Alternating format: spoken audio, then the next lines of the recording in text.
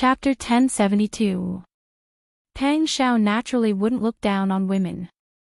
Sister Yi was a woman, Qiu Feishan was a woman, Chao Yuqing was a woman, and Sister Yi's grandmother, who was the previous leader of the Qingtian alliance, was also a woman.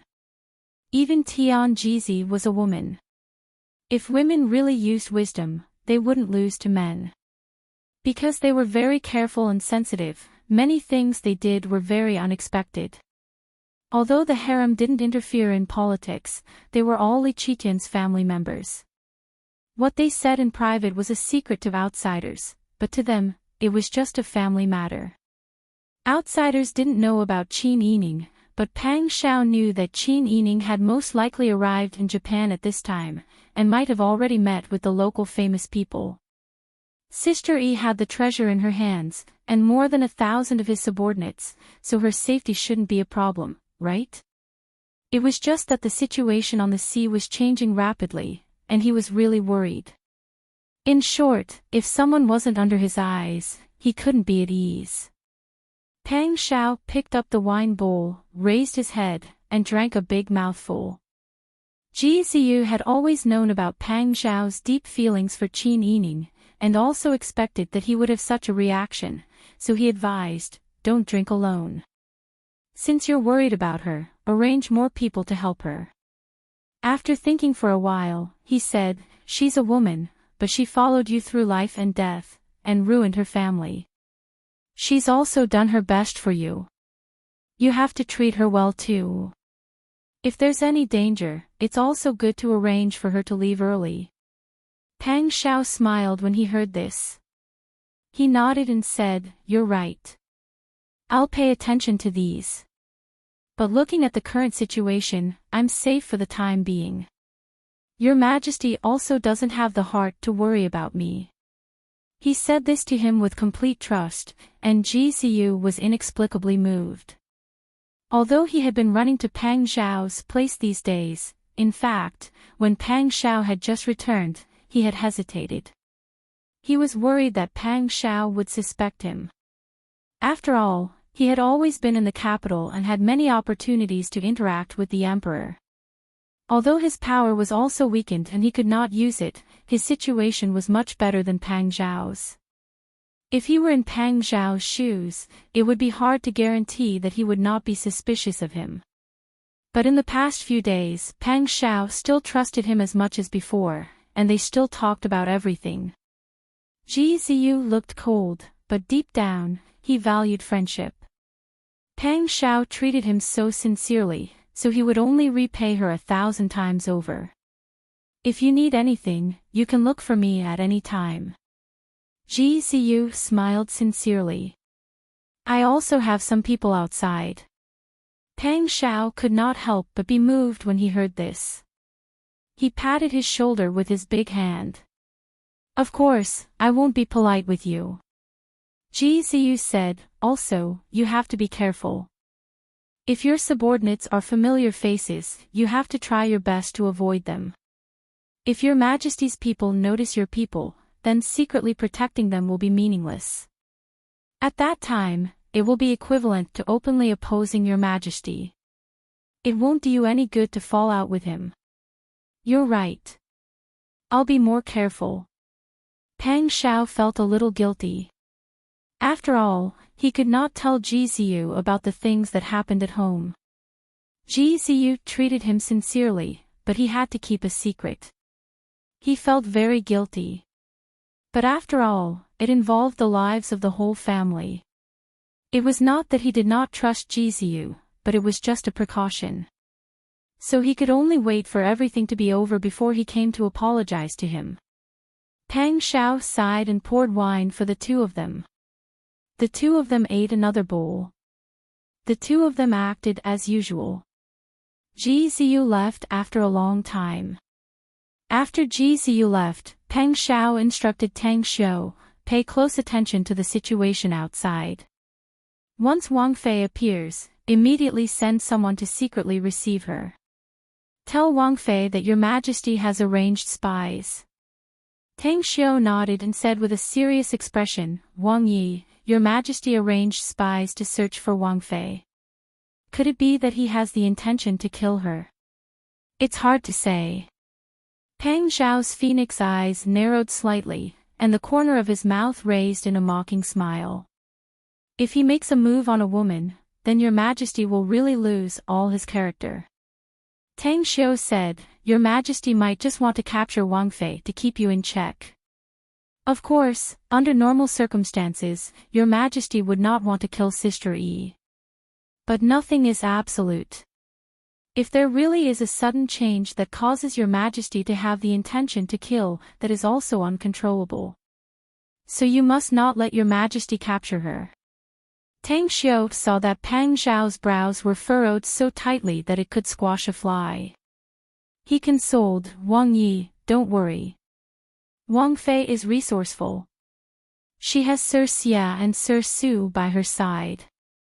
She might encounter Your Majesty's spies. Before the other party can make a move, the other party will be captured. Speaking of this, Tang Xiu remembered Qin Yining's past actions. He couldn't help but laugh. Those people who thought they were strong and looked down on Wang Fei, didn't they all suffer losses? Wang Fei is really a heroine. Even the people by Wang Fei's side are different. Pang Xiao was amused by Tang Xiu's silly look. He glanced at him and said, You miss that girl Ji Yun, don't you? Tang Xiu's face heated up, but he said generously, I miss her. Doesn't Wang Yi miss Wang Fei as well? Wang Fei has long been Wang Ye's person. You still miss her. Ji Yun won't agree to me. Wang Fei has so many outstanding talents by her side. If Ji Yun takes a fancy to someone else, where will I go to cry? Pang Xiao was amused and laughed out loud. He patted Tang Xiu with his big hand and said, Don't worry. If you're willing to treat Yuan Yun sincerely, I'll make this iceman for you later. I'll help you talk to the princess. Tang Xiu nodded. Then I'll have to count on Wang Yi.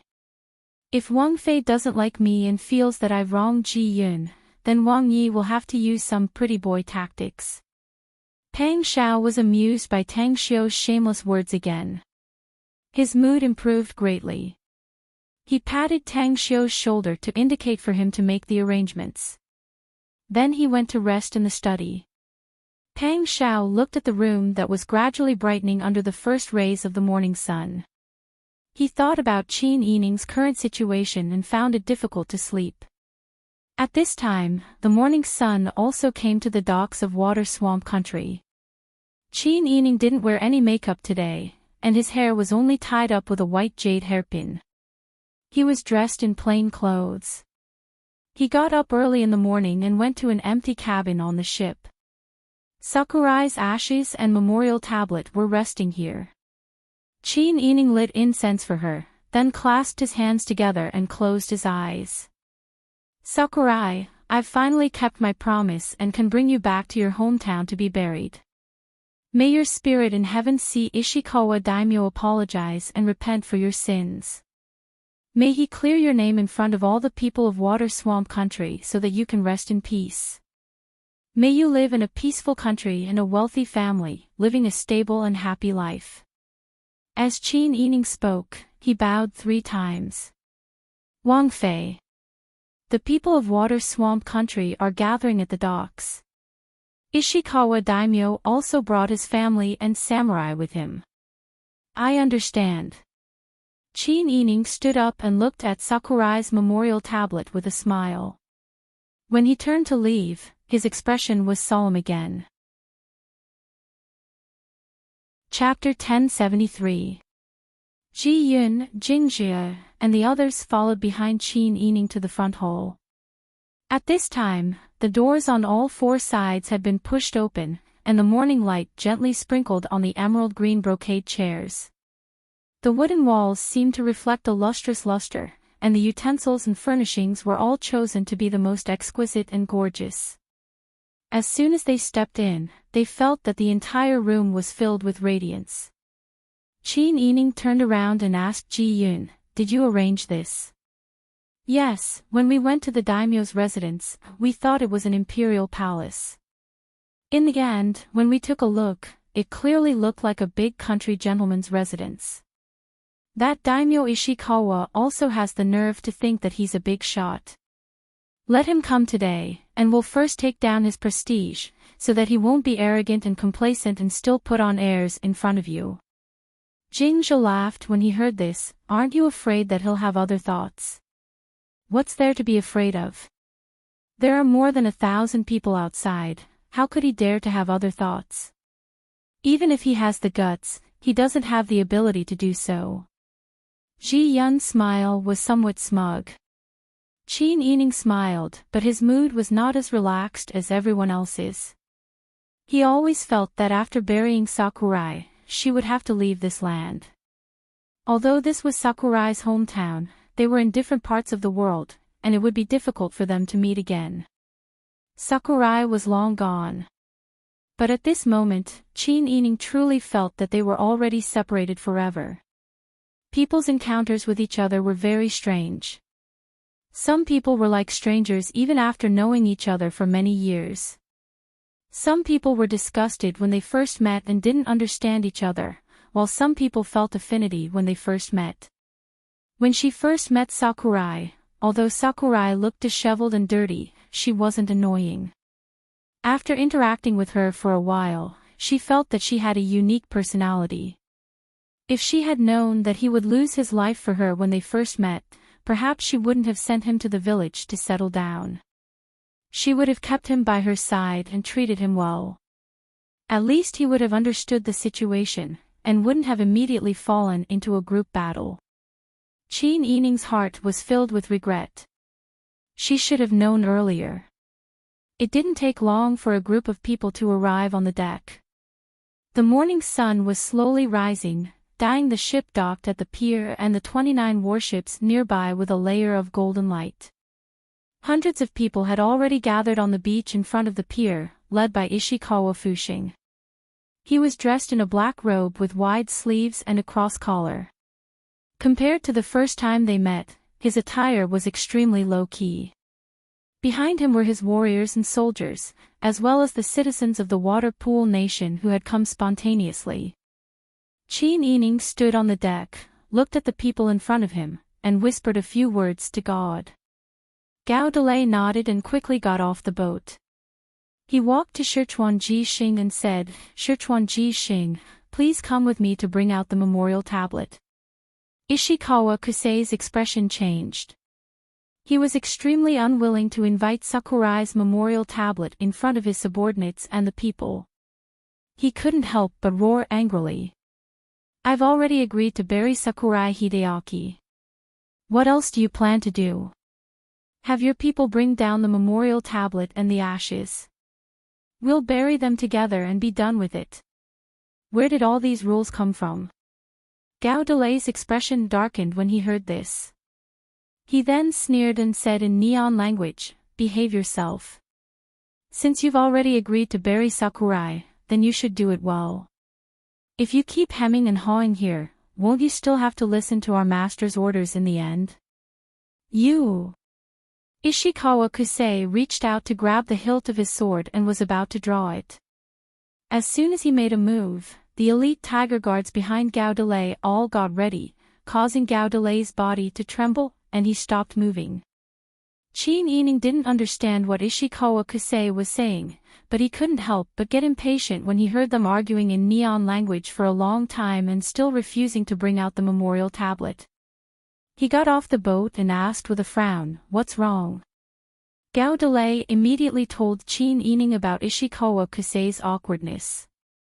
Qin Yining sneered, "Did I give you a third option yesterday?" When Gao Delay heard Qin Yining's domineering words, even his own blood started to boil. He forcefully translated it to Ishikawa Kusei.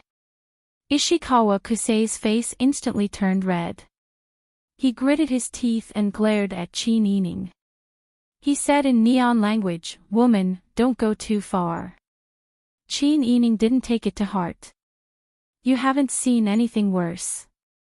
Do you want to see it?" As Qin Yining said this, he casually stepped aside, revealing the soldiers and warships behind him to Ishikawa Kusei. Ishikawa Kusei looked at these people, and the anger in his heart gradually turned into helplessness and submission. He understood this point more than ever before. In the face of absolute power, there was no room for negotiation. He could only follow orders. Ishikawa Kusei didn't say anything. Chin Ining said, "All right, before you bring out Sakurai's memorial tablet and ashes, please tell the people what you did to Sakurai back then. Don't try to play any tricks. You have to tell them everything clearly." Ishikawa Kusei felt like he had suffered the greatest humiliation in his life, but he didn't dare to disobey. If he dared to say no now, all his previous subservience would have been for nothing. He still had to preserve his life. As long as he was alive, as long as these people left, he would still have a chance to turn things around. Sichuan Fuxing could only grit his teeth and recount the events of the past without a single word of rebuttal. Chin Ining didn't understand what he was saying, but Gao Delay did. When he realized that Ishikawa Kusei was being vague or deliberately hiding something, Gao Delay immediately asked him questions with a dark face. Ishikawa Kusei didn't know how to answer questions in neon language in front of people, so he could only brace himself and speak clearly. In this way, Ishikawa Kusei wanted to start a war and ordered Sakurai Hideaki to assassinate the daimyo of another country. He also explained how Kurosawa Kusei framed Sakurai Hideaki and how he caused Sakurai Hideaki to leave her home. Ishikawa Kusei's words caused an uproar among the people and soldiers. Some of the impatient soldiers immediately asked loudly, "Daimyo, is what you said true? Was Sakurai Hideaki really wronged?" When one person asked, everyone else echoed his question. The sea breeze blew in their faces, as if it could spread the questions even further. Kusei Ishikawa's face was ashen. He gritted his teeth and wanted to deny it, but Gao Delay just stared at him as if he was waiting for him to lie. Gao Delay was waiting for him to tell a lie and then laugh at him in front of everyone. He would be laughed at no matter what. Ishikawa Kusei already had some thoughts of giving up. He just wanted to get this over with as soon as possible. He ignored the questions of the people and soldiers and strode towards the ship. Chin Ining saw him like this and sneered. He led his men and followed behind Ishikawa Kusei. Soon, they crossed the deck and arrived at the front hall. When Ishikawa Kusei saw the decorations in the room, he was first shocked, then envious like never before.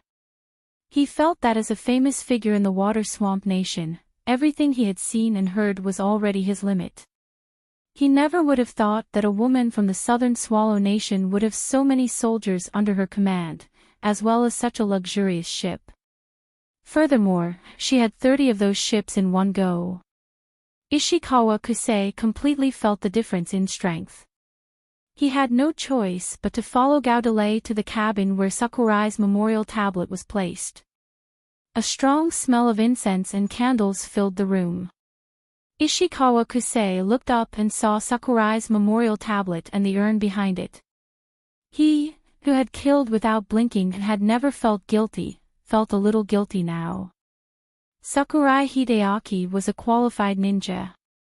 Actually, when he thought about it carefully, Sakurai didn't do anything wrong to him. His conscience reminded him of how much Sakurai Hideaki had done for him. However, his conscience was quickly replaced by other emotions. He even hated Sakurai. If this woman from the Yen dynasty hadn't made a fuss about burying Sakurai, they wouldn't have come to Water Swamp Country, and he wouldn't have lost face like this. Chin Ining asked Gao Delay, who said, "Since you want the memorial tablet, Ishikawa Daimyo, please do it according to the rules. First, kowtow to Sakurai and light incense." Ishikawa Kusei felt like he couldn't kneel down.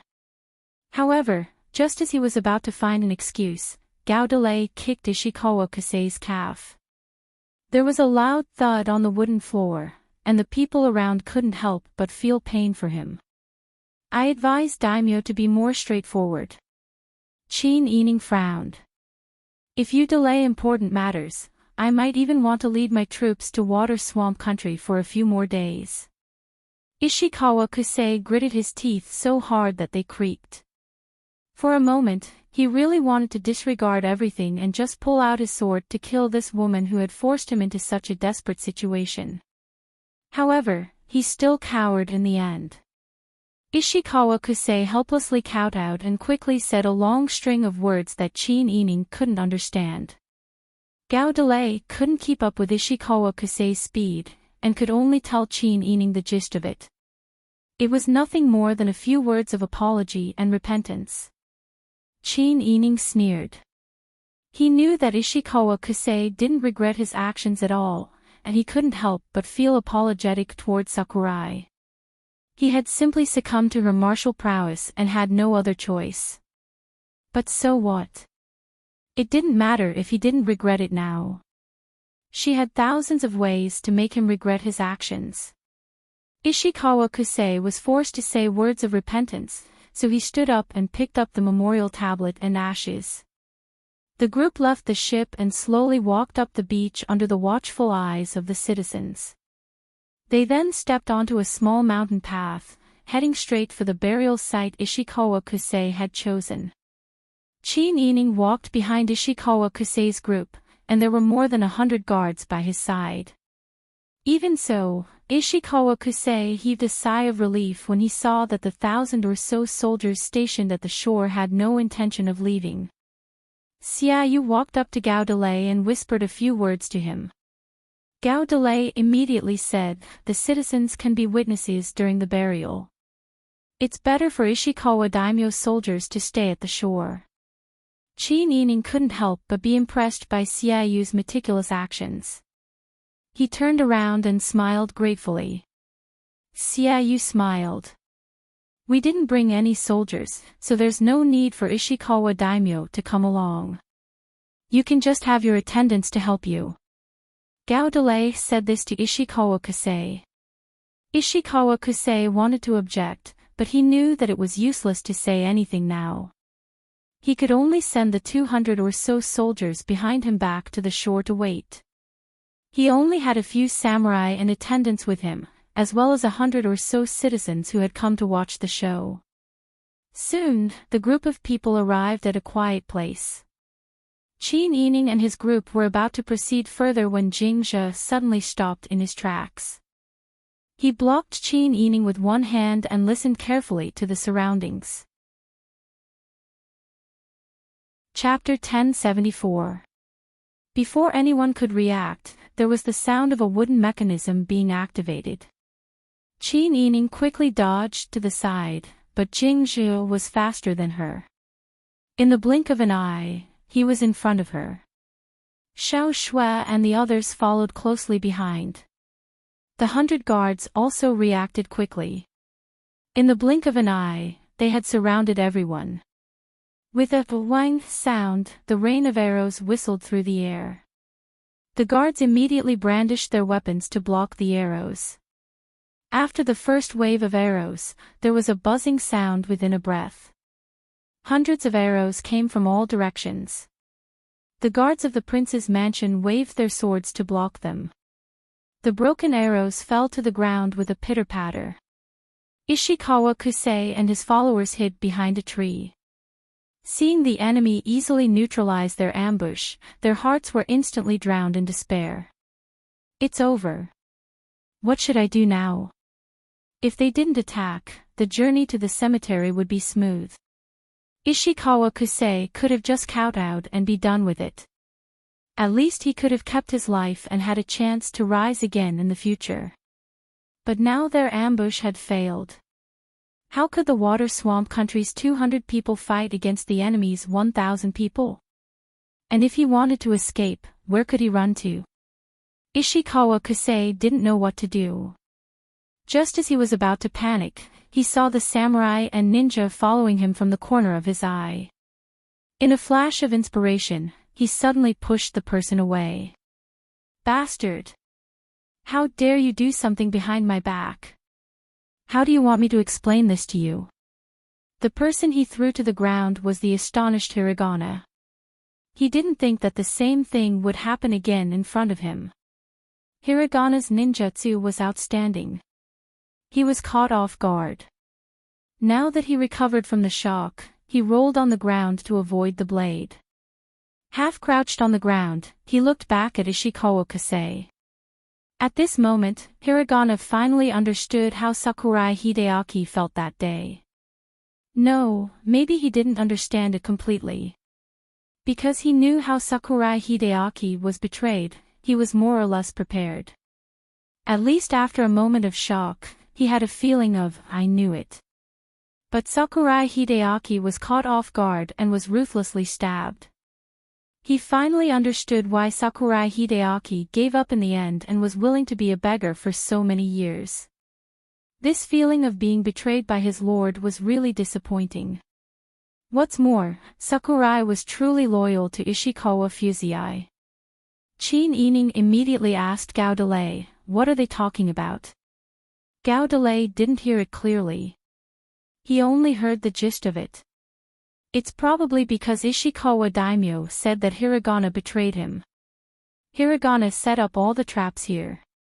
Qin Yining sneered. So that's how it is. He's using the same old trick again. When you encounter danger, you push your subordinates to take the blame. Xiaoyu said mockingly, to have such a master, it's really... Xiaoyu and the others couldn't help but think that the person they followed wouldn't be so despicable. Ping by now dodged again and again. Her body was as agile as a monkey, and her hand subconsciously gripped the hilt of her sword. Qin Yining hurriedly said, don't let him attack. Otherwise, the blame will really fall on him. Yes. Ji Dashun immediately led Jinghu Wei to surround Ishikawa Fusei. Ping by now was squeezed out of the battle. She let go of her sword and frowned as she looked in Ishikawa Fusei's direction. At this time, Qin Yining had already approached under the protection of the crowd. He did something like this. Are you still going to cover for him? Gao Delay translated this to Ping by now. Ping by now fell into deep thought. She rubbed the hilt of her sword with her thumb. Ji Dashun led everyone to Ishikawa Fusei and his subordinates and pressed them against Qin Yining's shoulders. The surrounding citizens waited for a long time but didn't see any movement. They circled around to take a look. Seeing the ground full of arrows and the chaotic battle, the citizens panicked and retreated.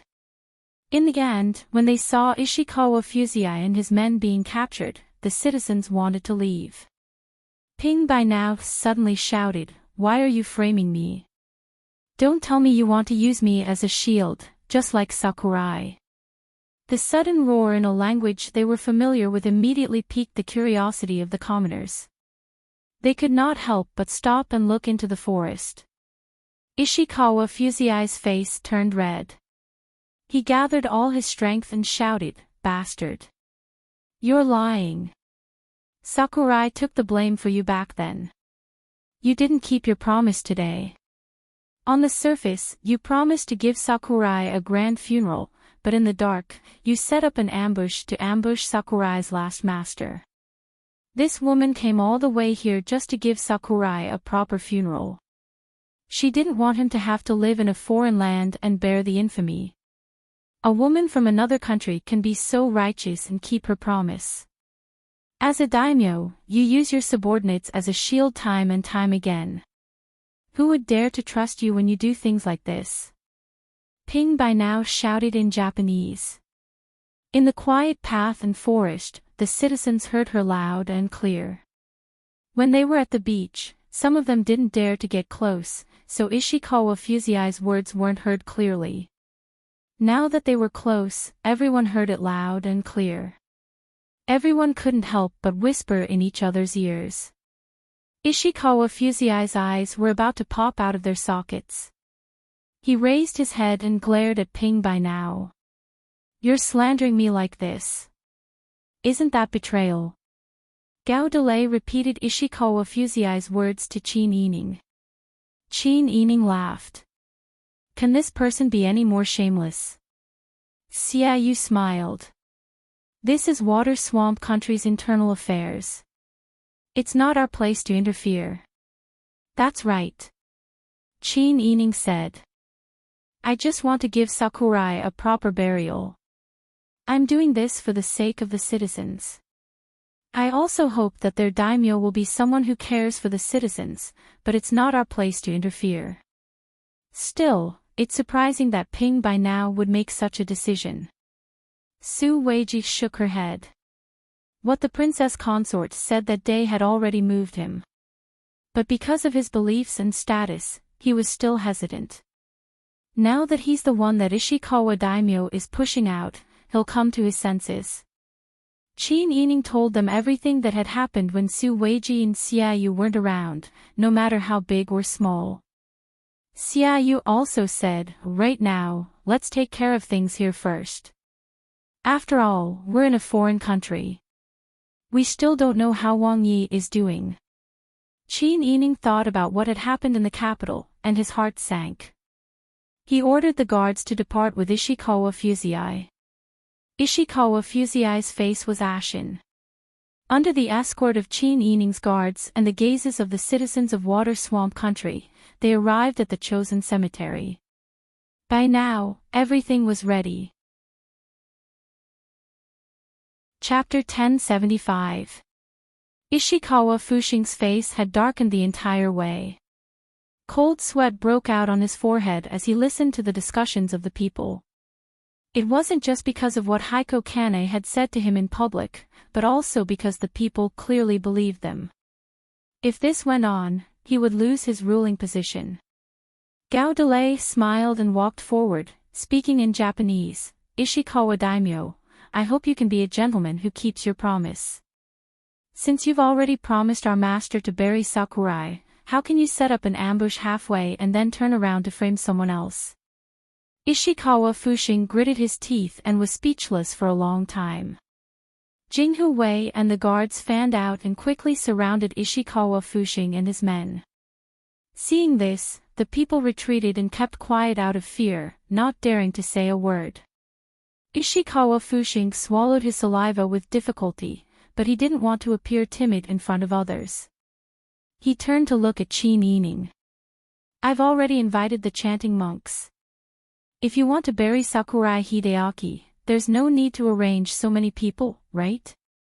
Gao Delay said this to Qin Yining. Qin Yining smiled. Daimyo, you're really smart. You're always prepared. Ishikawa Fushing clenched his teeth to prevent himself from flying into a rage, but Qin Yining's mockery had already made his face burn red and attracted the attention of many people. Alright, since you've already invited the monks, then let's invite them. Qin Yining waved his hand. Jinghu Wei immediately retreated in a well-trained manner.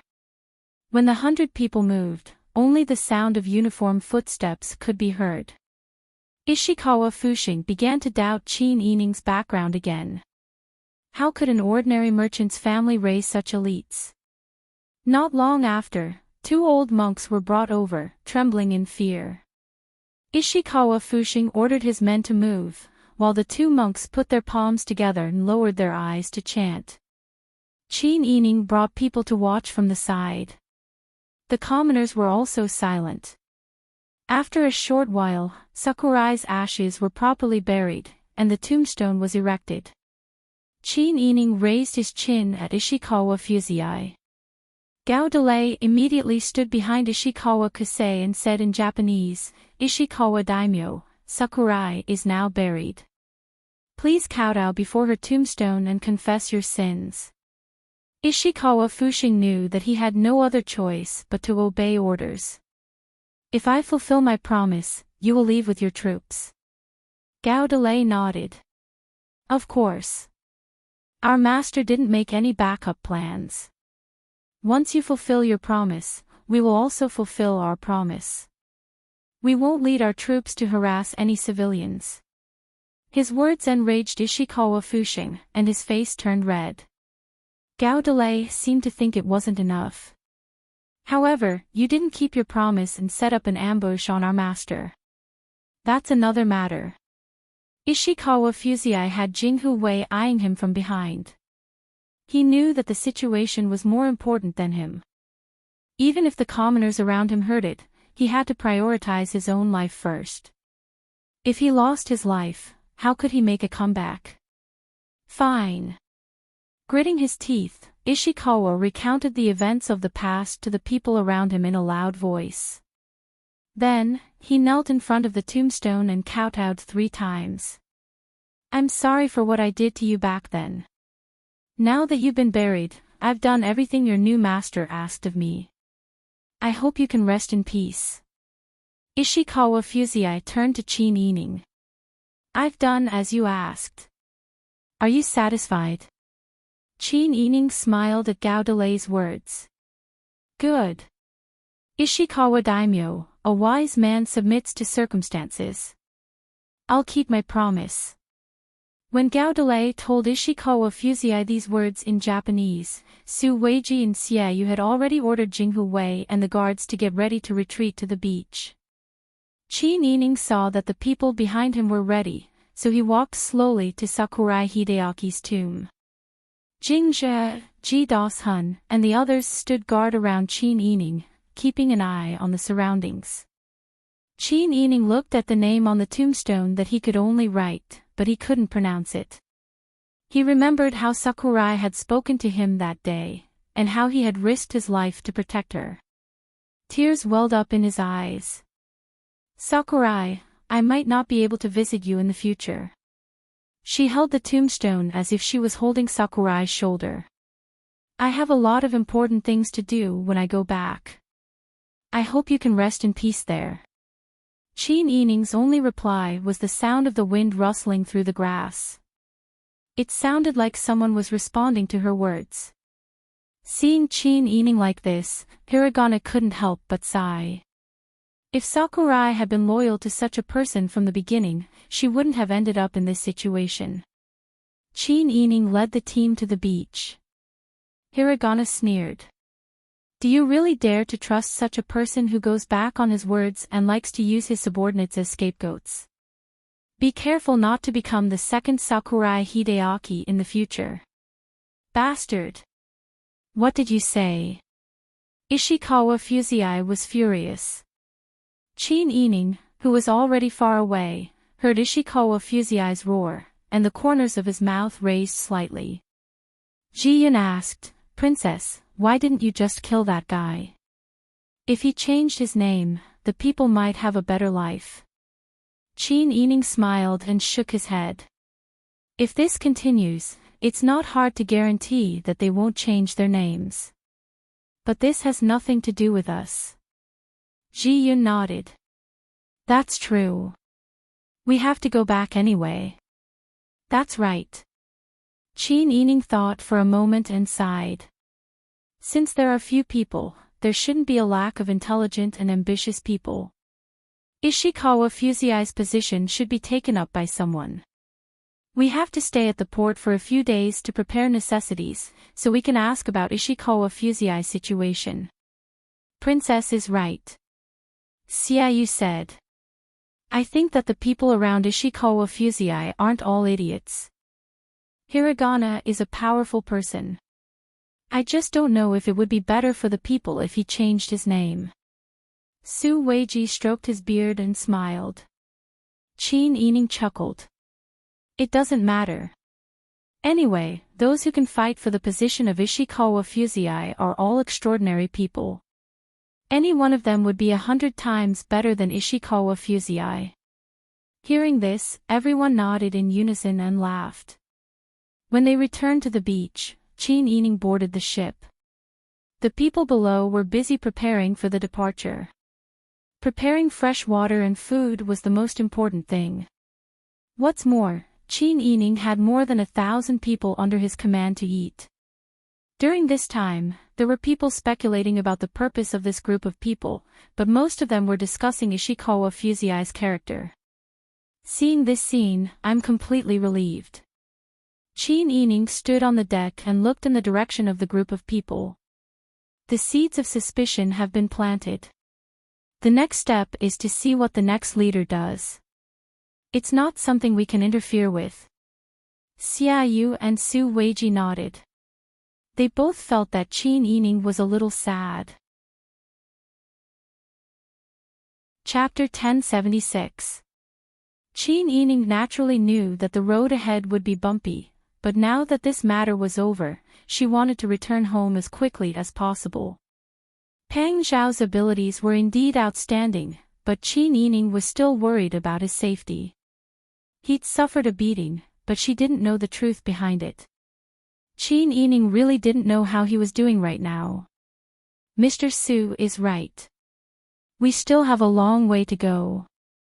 Qin Yining's group stayed at the harbor for 2 days. The citizens of Water Swamp Country were already shrouded in a tense atmosphere, and the soldiers and warships stationed at the harbor posed an even greater threat to them. As a result, the purchase of fresh water and food went even more smoothly than expected. Before leaving, Qin Yining once again led her group to Sakurai's grave. She lowered her eyes to look at Sakurai's tombstone, then let out a long sigh. Sakurai, I'm leaving now. The grass and trees rustled pleasantly, as if Sakurai was smiling in response. Qin Yining took a deep breath, then slowly exhaled. Finally, she revealed a relieved smile. People lived for a lifetime, and the grass and trees had an autumn. The dead were already dead, but the living still had to carry on. She still had many important things to do, because she'd never thought of herself as a woman who needed to be protected. The burden on her shoulders had never been any less than Pang Zhao's. Let's go. Qin Yining took one last look at the tombstone, then led her group away. When she returned to the harbor, she immediately gave the order to break camp.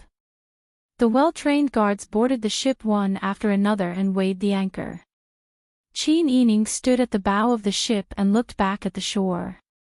A thin figure stood on the pier, waving his arms to bid them farewell. Qin Yining looked at the slender figure and couldn't help but think of Sakurai. It's Hiragana.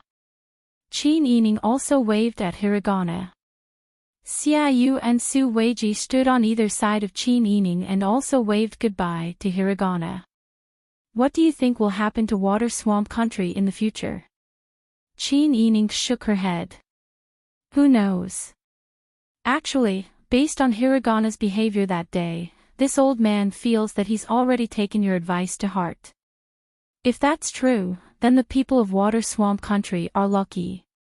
By the time Qin Yining's group arrived at Golden Harbor, the court was already in chaos. Li Qitian had sent many people to search for the treasure, as expected.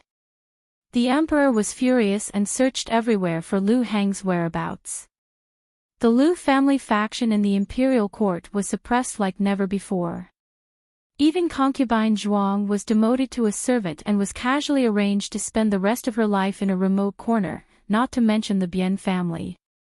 Lu Heng deceived the emperor and embezzled the treasure with the intention of rebelling. How innocent could Lu Heng's in-laws be? Pang Zhao watched as Li Qitian focused all of his energy on these matters. The refugees from the south were about to reach the capital, but he didn't ask about them at all.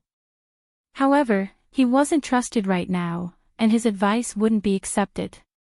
Even Li Qitian didn't want to see him, so he could only order his subordinates to do their best to help shopkeeper Zhong, who was in charge of disaster relief. Wang Yi, the Lu clan has been dealt with like this. Your Majesty must hate the Lu clan to the core. Otherwise, he wouldn't have been so merciless as to deal with everyone related to the Lu clan. Pang Zhao only smiled at Tang Xiu's words. When the dynasty was founded, the Lu clan had been of great help to Li Qitian. Now, because of the treasure, Li Qitian had dealt with the Lu clan so harshly. The other great clans were bound to be wary. Once people's hearts were scattered, it would be difficult to win them over again. In Pang Zhao's view, Li Qitian's actions were like killing the goose that laid the golden eggs. But he was also being suspected. No one was willing to pay attention to him. Even if he told his thoughts to Li Qitian would only guess if he had ulterior motives. He wouldn't put all of his energy on the disaster. Pang Zhao shook his head and sighed. He changed the topic and asked, has there been any news from the people you arranged? Tang Xiu said with a smile, Wang Yi already asked once today. Our people have been avoiding people's eyes and ears and have been waiting near Golden Harbor to receive Wang Fei. When Wang Fei returns, there should be news immediately. Tang Xiu said, I can't leave the capital right now. Otherwise, I would go personally to receive them. Not only will there be ambushes along the way, there is also a high chance of encountering heroes. After all, many refugees are heading to the capital. If people are forced into a corner, in order to survive, they can do anything. Fortunately, Wang Fei has enough people. Wang Yi doesn't need to be too worried. How could Tang Xiu not be worried? It was just that there was no better way at the moment. Before Qin Yining landed at Golden Harbor, he had arranged for the ship with the treasure and the other battleships to land on an uninhabited island. Tang Xiao's people that had been trained as guards of the Wang Fu had also scattered. When they arrived at Golden Harbor, they went around the pier that had been destroyed by the fire. When they landed at the temporary pier, Qin Yining only had Su Weiji, Xiaoyu, and the people that usually followed her. Everyone was disguised as normal merchants. When they landed, they found that the atmosphere of Golden Harbor was completely different from when they had left. The people of the city looked worried. The restaurants and tea houses were closed. There were very few people in the market. It was a bleak scene. Xiaoyu's brow furrowed and she said in a low voice, Wang Fei, the situation doesn't seem right. Qin Yining pursed his lips and nodded. His expression was grave as he said, It seems that something big has happened in the court while we were gone. It has affected the lives of the common people. After walking around the streets for a while, they didn't see many people. Qin Yining said, Let's go to the guest station first. Today, we'll buy a carriage and prepare food to leave. We can also take the opportunity to inquire about the situation in court. Qin Yining had a feeling that this matter was related to the fire at Golden Harbor. But the information that he had inquired about made Qin Yining's heart jump. You're saying that the famine has already broken out? Yes. Jingzhi said worriedly, right now, the famine in the south is very serious. Many of the victims have gone to the capital to find a way to survive. Because Golden Harbor is by the sea, there are some seafood to eat. Also, this place isn't the only way to Shangjing, so it only looks slightly different. If it was in the south, I'm afraid that every family would have white silk and there would be people as thin as firewood everywhere. Ji Yun frowned and said, It's no wonder that when I went to discuss the banquet with the innkeeper looked troubled. Even the rice porridge was more than 5 times more expensive than usual. In any case, we can still eat with some money. But the refugees in the south can't do anything even if they have money. There's no way to survive at home. The common people will naturally form groups to find a place to continue living. Your Majesty must be in a terrible fix right now. Xiaoyu said. Qin Yining shook his head, My heart aches for the common people. Xiaoyu and Su Weiji also sighed emotionally. Just as everyone was discussing this matter in the inn, a figure suddenly flashed by the back window. Chapter 1077. Qin Yining was frightened by the sudden roar and jumped up. Ji Yun, Jingzhi, and the others quickly surrounded Qin Yining. They warily gripped their weapons and paid attention to the movements in front of the door and window. A short while later, Ji Dashun quickly walked in.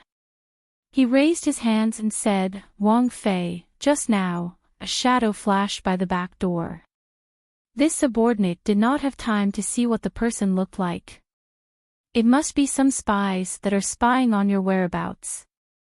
Ji Dashun was slightly vexed. At such a crucial time, they, the Jinghu Wei, were confident in their martial arts, but they did not find the other's shadow. It was clear that they were not as skilled as the other. Seeing Ji Dashun's downcast mood, Qin Yining smiled and said, No matter. If we can find the other's shadow, we can take precautions. It seems that someone has already noticed Golden Harbor, Xiaoyu said in a low voice. The matter of Wang Fei going out to sea was done secretly. No one should know. Su Weiji lowered his eyes and thought for a moment. He said, it must be a coincidence. But we have to plan for the worst. Qin Yining thought and said, we will pay attention on the way back to Jing. It is not a bad thing to be more prepared. Everyone nodded. Qin Yining was anxious to return home. After making some arrangements, he led the group back to Jing. What they saw along the way made their hearts clench. The refugees were dressed in rags as they hurried in groups with dull eyes. Whenever they encountered a large tree that was still in good condition, they wanted to go up and peel off a piece of bark to eat. They did not encounter any streams or rivers along the way. There were some that just ate in the muddy water. There was no need to talk about wild vegetables or game. They did not see any along the way. It was Qin Yining's group that had the advantage of numbers and tight security. Everyone was holding a shining sword in their hands. The refugees did not dare to come close. Otherwise, they would have encountered bandits a long time ago. Even the horses that they had brought were the most delicious food in the eyes of the refugees. Qin Yining saw them like this and his heart was filled with compassion. He would help orphans and widows that were traveling alone. But when there were many people, he did not dare to stop. She did not want people to starve to death, but if she stopped, they would definitely be robbed. She was afraid that she would not be able to return to Jing. Without any other choice, Qin Yining could only protect himself first before he had the energy to help others. The journey from Golden Harbor to the city was not far, but the journey was very long. It wasn't easy for them to get close to the capital. Qin Yining and the others found a deserted forest and set up camp. Everyone breathed a sigh of relief. If we hurry for another half a day, we should be able to see the city gate by noon tomorrow. Yes. Fortunately, the journey was smooth. Xiaoyu began to talk about what he had heard on the road. It is said that Your Majesty returned to the capital more than a month ago. He did not immediately enter the city. Instead, he camped outside the city and was welcomed by the officials. There are also people among the commoners who say that Your Majesty went on an inspection tour incognito. Yes. Su Weiji smiled. However, many commoners are saying that Your Majesty wants to go on an inspection tour incognito and has the energy to build the imperial mausoleum, but does not have the money to help the commoners. Everyone's resentment has been building up. Sooner or later, it will explode. Qin Yining did not know what to say for a moment. Li Qitian's actions had become more and more eccentric in recent years. In the past, he was willing to put on an act, but now he was too lazy to even hide it. The commoners were suffering from natural disasters, but the emperor only cared about building the imperial mausoleum and did not care about the famine. It was very difficult for the commoners not to feel resentful towards him. Moreover, the commoners did not know why the emperor was doing this. In the eyes of the commoners, the emperor was rich and was the richest person in the dynasty. A rich emperor was so stingy towards his own commoners and did not care at all. Li Qitian's actions would sooner or later arouse the anger of the commoners. Tomorrow, we will return to the capital. Following this, we will deal with Wang Yi. Qin Yining smiled. Our trip this time can be considered smooth and did not waste much time. There is still time to leave it to Wang Yi to think of a solution. Xiaoyu laughed and said, it is rare to see Wang Fei wait for Wang Yi to solve a problem. Usually, if there is a difficult matter, Wang Fei will do it herself before Wang Yi even reaches out. Yes. Su Weiji also smiled. He had wanted to tease Qin Yining, but he was worried that Qin Yining would be thin-skinned and did not say more. Someone took out the prepared dry food and other items and distributed the hot water that had just been boiled. Everyone started to eat the dry food with the hot water. Xiaoyu and Su Weiji saw that Qin Yining did not dislike the dry steamed buns at all and were filled with admiration. Sometimes, when they were tired from the journey, they rejoiced. Every time they saw Qin Yining, she was always smiling and full of vitality. She did not complain to anyone when she suffered hardships and was so approachable. They really admired her. After eating, everyone started to rest. Only a few people were left to guard the perimeter. Ji Yun was staying in Qin Yining's tent. Jing Zhe, Liao Zhibing, Ji Dashun and the others were arranged to guard outside the tent. The security was very tight. After most of the night passed, it was clear that it was safe tonight.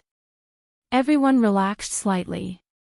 Jing Zhe and the others changed shifts and left Xiao Shui to guard outside. Just when Xiao Shui was so tired that she could not open her eyes and was relying on her willpower to stay awake, she suddenly heard a series of hurried footsteps. Xiao Shui suddenly woke up and jumped up from beside the fire. "Quick, get up. Look." Xiao Shui's voice was not loud, but everyone immediately got up and looked alert. Even if they were too tired to open their eyes, they forced themselves to stay awake and observe their surroundings. After waiting for a while, there was still no movement. Everyone heaved a sigh of relief. Who knew that at this moment, they would suddenly see a group of shabbily dressed farmers rushing over. Qin Yining could not see clearly under the moonlight. When they got closer, Qin Yining realized that these people were not refugees. Although their clothes were tattered, she had seen a lot along the way. She knew what the real refugees would do. The people in front of her who were dressed like refugees were all tall and sturdy.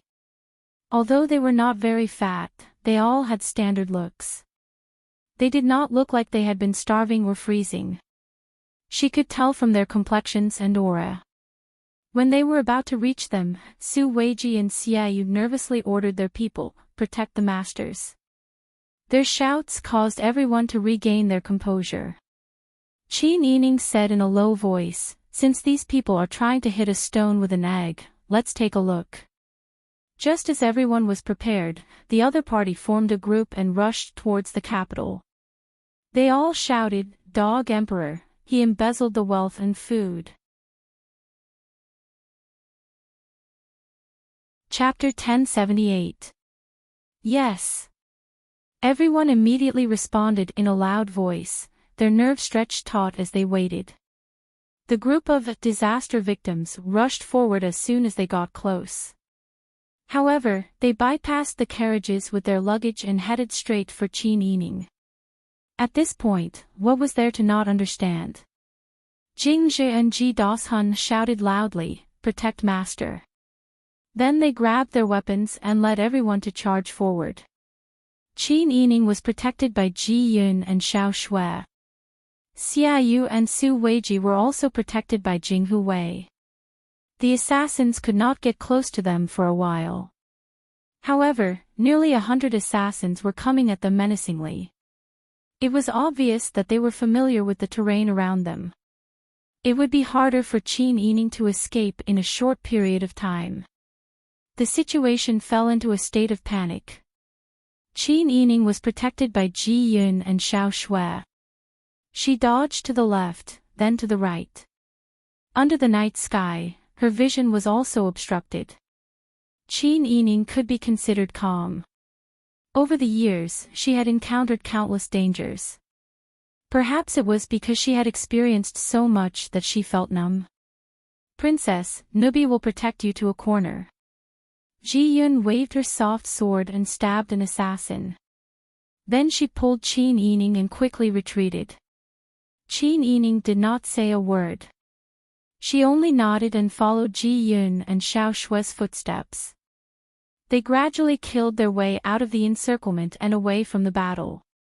The sound of fighting and the clanging of weapons made Qin Yining realize what a battlefield was like.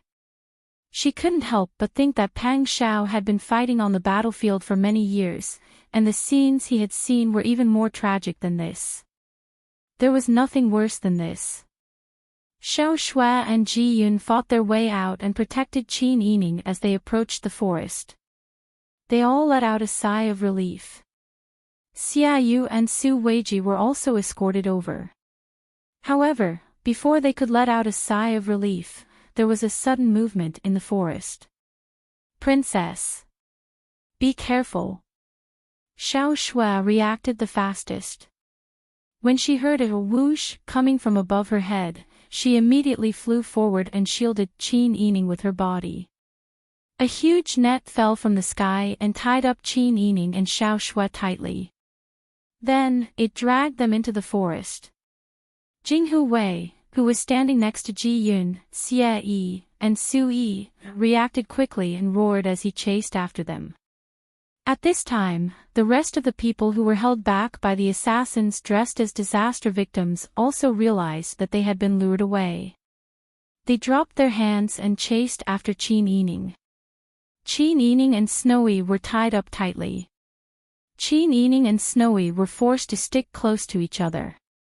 They could barely open their eyes, let alone move their hands. There were bushes and shrubs in the forest. After being dragged for a while, they were scratched. Xiao Shui was furious. She tried her best to protect Qin Yining from getting hurt, but she was powerless. She could only shout, "You're so treacherous. You ambush people and even hurt women. What kind of ability is this? If you have the ability, come out and fight me one-on-one." Xiao Shui was met with silence. Qin Yining was dragged for a while. The clothes on his back were torn by the branches of the large net. He felt a sharp pain in his shoulder blade. Xiao Shui's 5 senses were sharp. She immediately smelled the scent of blood. "Master! You're injured." Qin Yining was trapped in the net. His posture was awkward. He said with difficulty, "I'm fine." Without waiting for Qin Yining to say another word, the dragging stopped. He felt the world spinning around him. Then, he and Xiao Shui were thrown into the carriage. Someone rushed the carriage to the official road. Several horsemen followed closely behind the carriage and left quickly. At this time, although Ji Yun and the others tried their best to chase after the carriage, their legs could not match the speed of the horses. Moreover, after the chaotic battle, everyone's physical strength was depleted. Xia Yu and Su Weiji were old. They were panting and exhausted a lot of energy to catch up. "Where's the princess consort?" Ji Yun's eyes were about to pop out of their sockets. The princess consort and Xiao Shui were caught and put into the carriage. Su Weiji stomped his foot. How can we explain this to Wang Yi? We're about to reach the capital. The people who caught the princess consort must have followed us all the way. They took advantage of the fact that we're about to reach the capital tomorrow and are slightly relaxed to take action. Xia Yu analyzed. Su Weiji also said, "Yes, and the other party obviously wants to catch the princess consort alive." At this time, this old man can think of many people who might have kidnapped the princess consort. There are too many suspects. At this time, we can only split up. Some of us will follow the carriage, while the others will send a letter to Wang Yi when the city gates open tomorrow morning. The carriage's routes are easy to follow, but we can't match their speed. Jing's mouth instantly started to bubble. He gritted his teeth and said, "I hope the other party won't hurt the princess consort. Otherwise, if they really want to, we won't be able to catch up no matter what we do." The group was very depressed. They followed Xia Yu and Su Weiji's instructions and split up. At this time, Qin Yining and Xiao Shui were lifted off the carriage and carried away. At this time, Qin Yining had gradually recovered from her panic and calmed down to analyze the situation. Since they had already been captured alive, there was no point in panicking. Right now, the most important thing was to think of a countermeasure. She and Pang Xiao had many enemies. There were also many people who could be targeting her. But this time, the people didn't assassinate her. Instead, they captured her alive. Since they captured her alive, they must have some use for her alive. In the current situation, Qin Yining only wanted to get his hands on the treasure. According to Li Qitian, the treasure was hidden by Lu Heng. So Li Qitian must have kidnapped her to threaten Pang Shao or for other reasons. She hadn't been in the capital for so long, so she didn't know the details. Therefore, Qin Yining suspected that the people who kidnapped her this time were most likely Lu Heng's people. The treasure that Lu Heng was transporting was swapped. Not only did Your Majesty not find it, but Lu Heng also lost everything at the same time. The Lu family was a century-old royal family.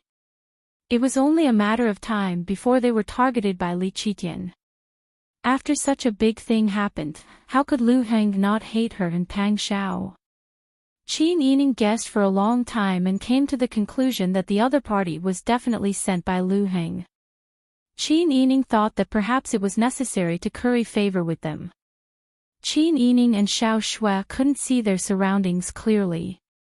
They could only see the grass and trees around them. She tugged at the hem of her dress with difficulty. However, at this moment, she didn't have the space or opportunity to move her arms.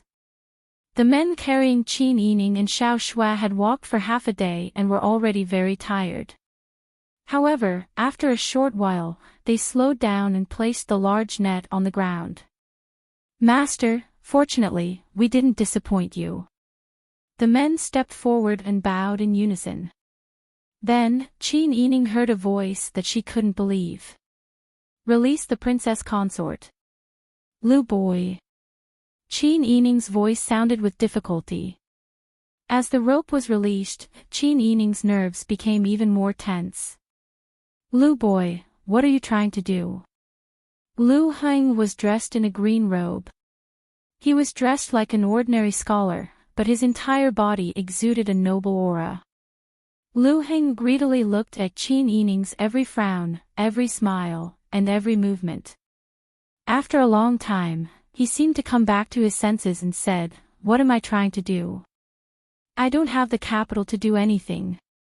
I just want to know if you've been well recently." Chapter 1079. Lu Heng saw that Qin Yining did not say a word. She just sat on the ground and looked at him with a pair of watery eyes. There was too much confusion and disapproval in those eyes that deeply hurt him. His heart felt like it was being stirred by a needle. It hurt so much that Lu Heng couldn't help but clutch his clothes. What's with that look? You don't believe that I'm worried about you?" Qin Yining's brows furrowed. She pursed her lips and did not say a word. On the side, Xiao Shui couldn't take it anymore and scolded, "Watch your mouth. Don't insult my Wang Fei's reputation." "Ha!" Lu Heng laughed coldly. He slowly walked in front of her and suddenly slapped Xiao Shui hard across the face. After the crisp slap, Xiao Shui's head was tilted to the side from the slap. She immediately glared at Lu Heng and jumped up. However, the people around Lu Heng were already prepared. There were people on both sides of Xiao Shui's shoulders and pressed her to the ground. Xiao Shui's face was scratched by the pebbles on the ground. It was very painful. Qin Yining couldn't help but bite her lower lip. She knew that she could not speak up for Xiao Shui at this time. If she spoke up for Xiao Shui, it was very likely that Lu Heng would kill Xiao Shui. She could feel that this person was abnormal. Lu Heng looked in surprise at Qin Yining. "Don't you always protect your subordinates? Why aren't you speaking up for him?" "Ah." Qin Yining frowned and said, "Lu boy kidnapped me. If you have something to say, just say it. Why beat around the bush?" Lu Heng seemed to have heard the funniest joke in the world when he heard this. He suddenly threw his head back and laughed so hard that he rocked back and forth. In the end, he pointed at Qin Yining breathlessly, "You want me to say it directly? You don't want me to beat around the bush. I was too considerate of you. That's why I beat around the bush. Now that I have nothing left, it's too late for regrets. Lu Heng suddenly stepped forward, grabbed her shoulders, and lifted her up. Your Highness. Surnamed Lu, don't you dare be rude. What kind of man are you to bully a weak girl? Xiao Shui struggled madly on the ground, but was firmly suppressed. The wound on Qin Yining's shoulder was pulled, and she sucked in a breath of cold air in pain. Lu Heng did not seem to have seen half of it. His slightly cold and slender hands squeezed her shoulders. Tell me, am I not good enough to you? We used to be close friends who went through thick and thin together. Why did we end up like this? Our Lu clan has been a prominent clan for hundreds of years. Although the northern Ji country and the imperial court are powerful, our Lu clan can influence their opinions with a single word. For you, I didn't deal with Pang Zhishi ruthlessly. Otherwise, how do you think a bumpkin like him who came out of nowhere without any foundation would be able to survive until now? I always thought that there would be at least some affection between them when they met. But how did you treat me? You and Pang Zhishi colluded with each other. You colluded to scheme against me, stole the treasure, and even made me the scapegoat. The Lu clan's 100 years of foundation. Now, the monkeys scatter when the tree falls. Countless people in my Lu clan have been implicated, and I don't know how many of them have been convicted and killed. All of this was caused by you and Pang Zhishi. And you still want me to say it directly. I really want to catch you and Pang Zhishi and chop you into pieces. Lu Heng's voice was not loud. Every sentence was spoken slowly, and his pronunciation was perfect. However, the hand that was holding Qin Yining's shoulder gradually tightened, as if he wanted to crush her bones to temporarily vent his anger. Qin Yining's wound was touched, and the pain made her face turn even uglier. However, she still refused to cry out in pain. I don't know what you're talking about. What treasure? My Wang Yi was implicated because of your treasure. Now that you're thinking of ways to catch me and ask about the whereabouts of the treasure, your plan will only fail. You might as well investigate your subordinates and think of a way to avoid your Majesty's pursuit. Even now, you're still trying to sow discord between my subordinates and me. Lu Heng was unable to restrain his anger as he shook Qin Yining fiercely. Don't tell me you don't care. You really don't feel my feelings for you at all. Even now, you're still saying such things. I really should kill you. Qin Yining was dizzy from being shaken, and the wound on her shoulder started to bleed again. She was in so much pain that her face turned pale and her brows were tightly knitted together. Lu Heng looked at her face that was gradually showing signs of pain but was becoming more and more beautiful. For a moment, he loved and hated her. He fiercely pressed her into his arms and forcefully dragged her a few steps to the side. After an intense internal struggle, he let go of her and continued to hold her shoulder, looking at her with a burning gaze. Tell me, where exactly did you and Pang Zhishi hide the treasure? As long as you tell me, I'll write off everything that happened in the past. I'll pretend that we're still the same as before, and I'll forget that you schemed against me. In the future, I'll treat you well.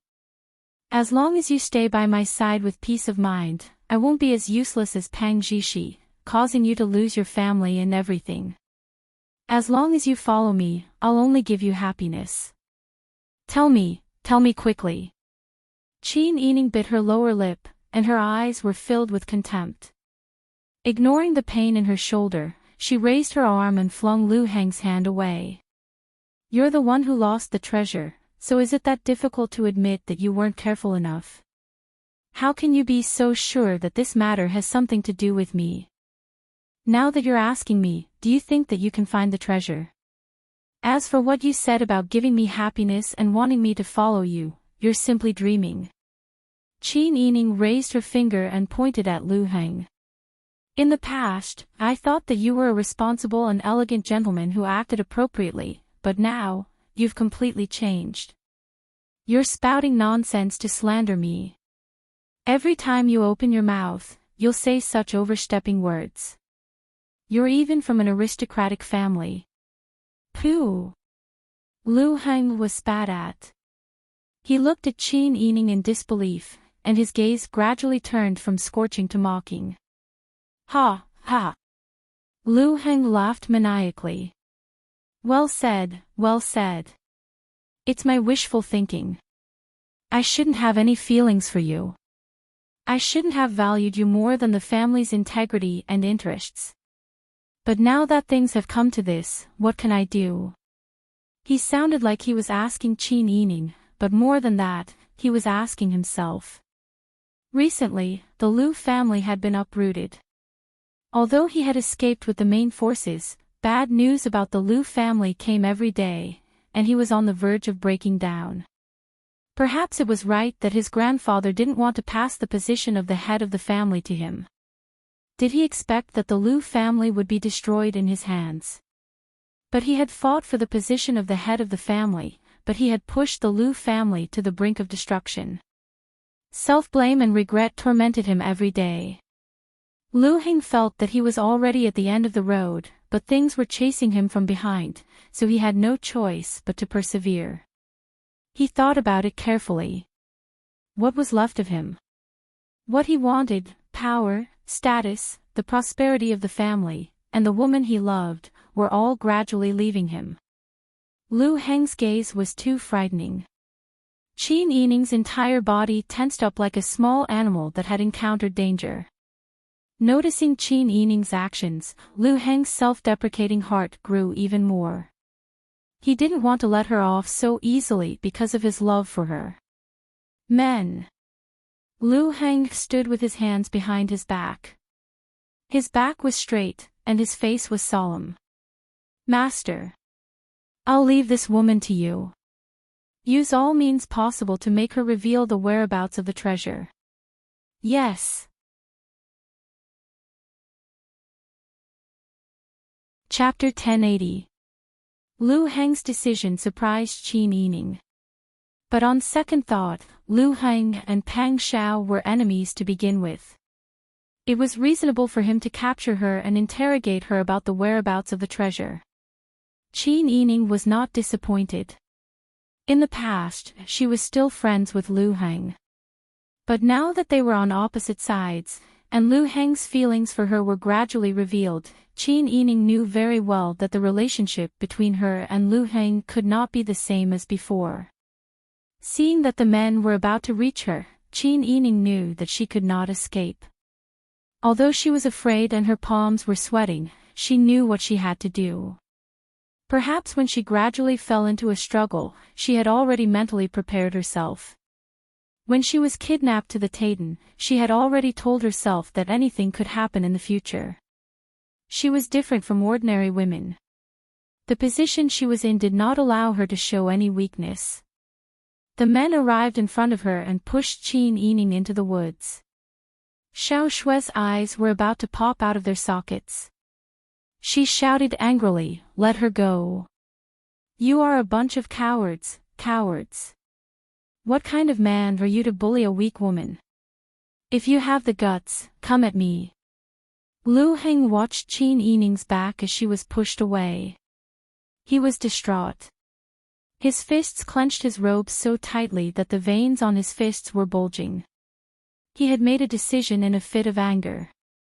But why did he feel a piercing pain in his heart?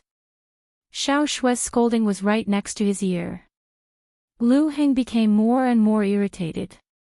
He angrily kicked Xiao Shue's shoulder. "Shut up." Xiao Shue flipped over from the kick.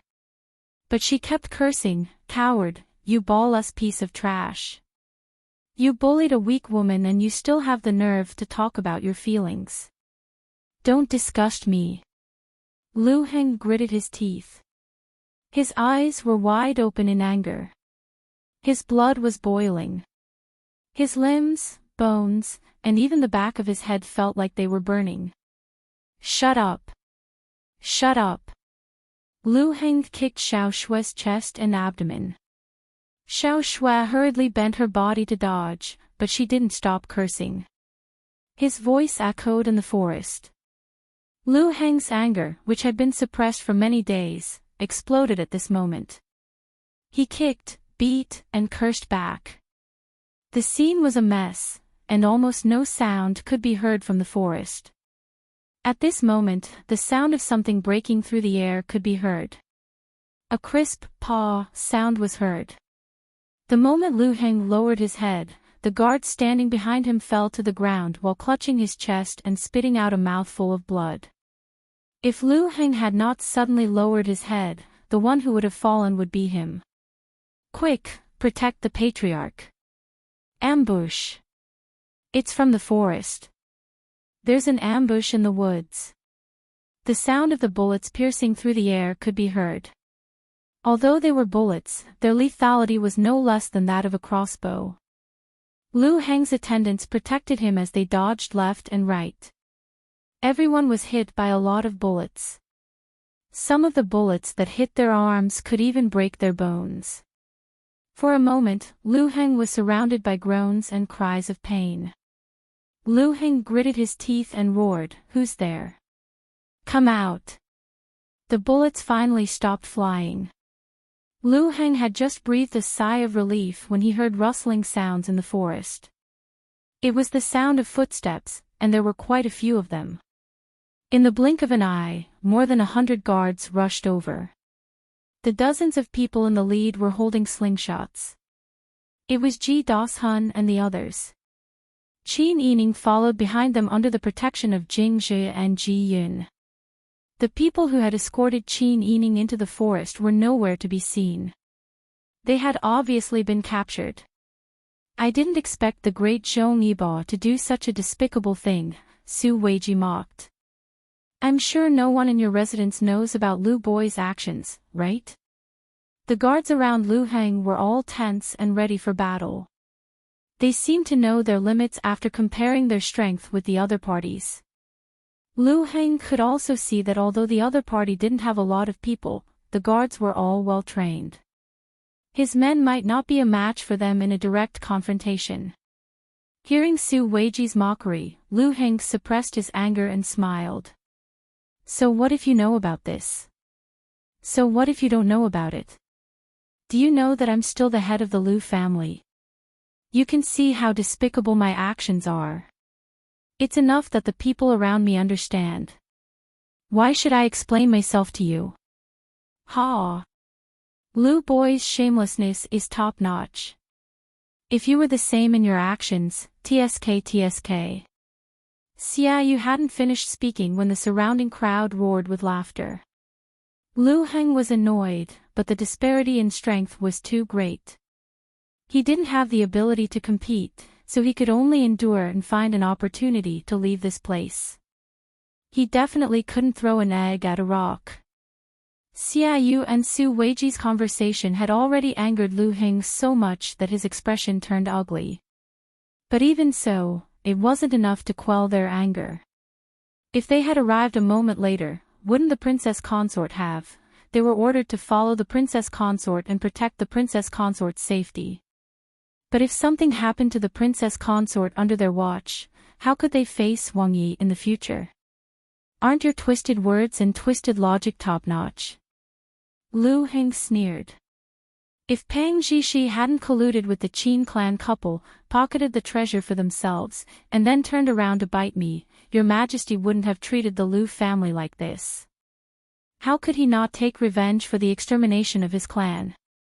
Ha ha ha. Xia Yu laughed loudly. "Lu Boy, do you think I'm a fool? The Lu family's extermination was also the result of deceiving the emperor. You hid the treasure, and now you're making a false accusation that it was Wang Yi and the princess consort's handiwork. You did it yourself, but you pushed the blame to others. You're too responsible. You." Lu Heng gritted his teeth. Lu Heng's attendant whispered, "Master, don't fall into their trap. The other party is probably waiting for a large number of people to arrive. Let's leave quickly. Otherwise, once their reinforcements arrive, it'll be harder for us to escape. Lu Heng's heart quivered.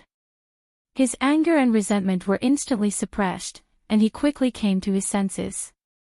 If he didn't take them away now, was he going to wait for a large number of people to arrive and be unable to escape? After making up his mind, Lu Heng quickly turned around and made a hand gesture. The guards beside him got into position and held their weapons. They glared fiercely at Qin Yining. Qin Yining looked at Lu Heng expressionlessly. Lu Heng also looked at Qin Yining as he retreated. Qin Yining's heart didn't waver, but Lu Heng's heart was filled with sorrow. It seemed like his decision today had completely offended her. There was no need for him to have any unrealistic fantasies about Qin Yining anymore. This woman didn't care about him at all. Now, she hated him even more. Lu Heng gritted his teeth and turned around to instruct his men to escort them. The group turned around and ran. Jinghu Wei and the guards beside Qin Yining wanted to chase after them. However, Qin Yining grabbed Ji Das Hun, who was beside him. Don't chase a cornered enemy. Ji Das Hun said regretfully, if we don't give up, this subordinate will definitely be able to capture him alive for you. Qin Yining smiled and said, why would I capture him? He's still very useful to me. Although Ji Das Hun and the people around him didn't understand what Qin Yining meant, they understood and rejoiced in their hearts. Fortunately, Qin Yining was their princess consort. If it was someone else, Lu Heng would probably be fuming with anger. Chapter 1081. Jing Zhi bowed his head in acknowledgement, then looked at Qin Yining with a complicated expression. He wanted to say something, but hesitated. Qin Yining noticed his strange expression and asked in confusion, what's wrong? Jing Zhi said, Master, you should take care of your injuries first and take a good rest. They, who had followed Qin Yining closely, saw how she was kidnapped and injured with their own eyes. Even though she was frightened, she didn't seem to be afraid at all and was able to react immediately. Although this kind of meticulous and strong attitude made them feel at ease, it still made them feel sorry for her. Qin Yining smiled sweetly and said, thank you for your kindness. I'll go rest in a bit. Jing Zhi acknowledged and turned to follow Qin Yining's instructions. Qin Yining walked back to the camp with the rest of the people. Xiaoyu said, as expected, Princess Consort is very meticulous. When we returned, we didn't gather all of our bodyguards and manpower together. This time, it really worked. Our reinforcements came just in time. Otherwise, if we brought our original bodyguards, I'm afraid we wouldn't be Lu Heng's match. Qin Yining had left some people on the deserted island to guard the treasure and the ship. She didn't dare to bring Pang Zhao's group of more than 1,000 people back. Therefore, she divided them into several groups and spread them out. Although they were all heading to the capital, they took different routes. As for Qin Yining, in order to avoid attracting attention, she didn't bring many people with her. In this way, she could preserve Pang Zhao's strength and prevent others from finding out about her background. This also allowed those who had been watching her for a long time to lower their guard. For example, Lu Heng dared to kidnap her in front of Qin Yining today because he saw that Qin Yining's subordinates were limited and he didn't bring many people with him. If Qin Yining had revealed his background from the beginning, Lu Heng might have brought more people with him and they wouldn't have been able to escape so easily today. Qin Yining smiled bitterly and said, how could I have thought of this? I just made some preparations. Fortunately, the heavens protected me and I didn't really cause any trouble. Everyone was speechless. She had been kidnapped and injured, and she had almost been. Was this not a big deal in Qin Yining's eyes? It could only be said that the princess's heart was strong enough. Qin Yining and Xiaoyu chatted for a while before returning to the tent.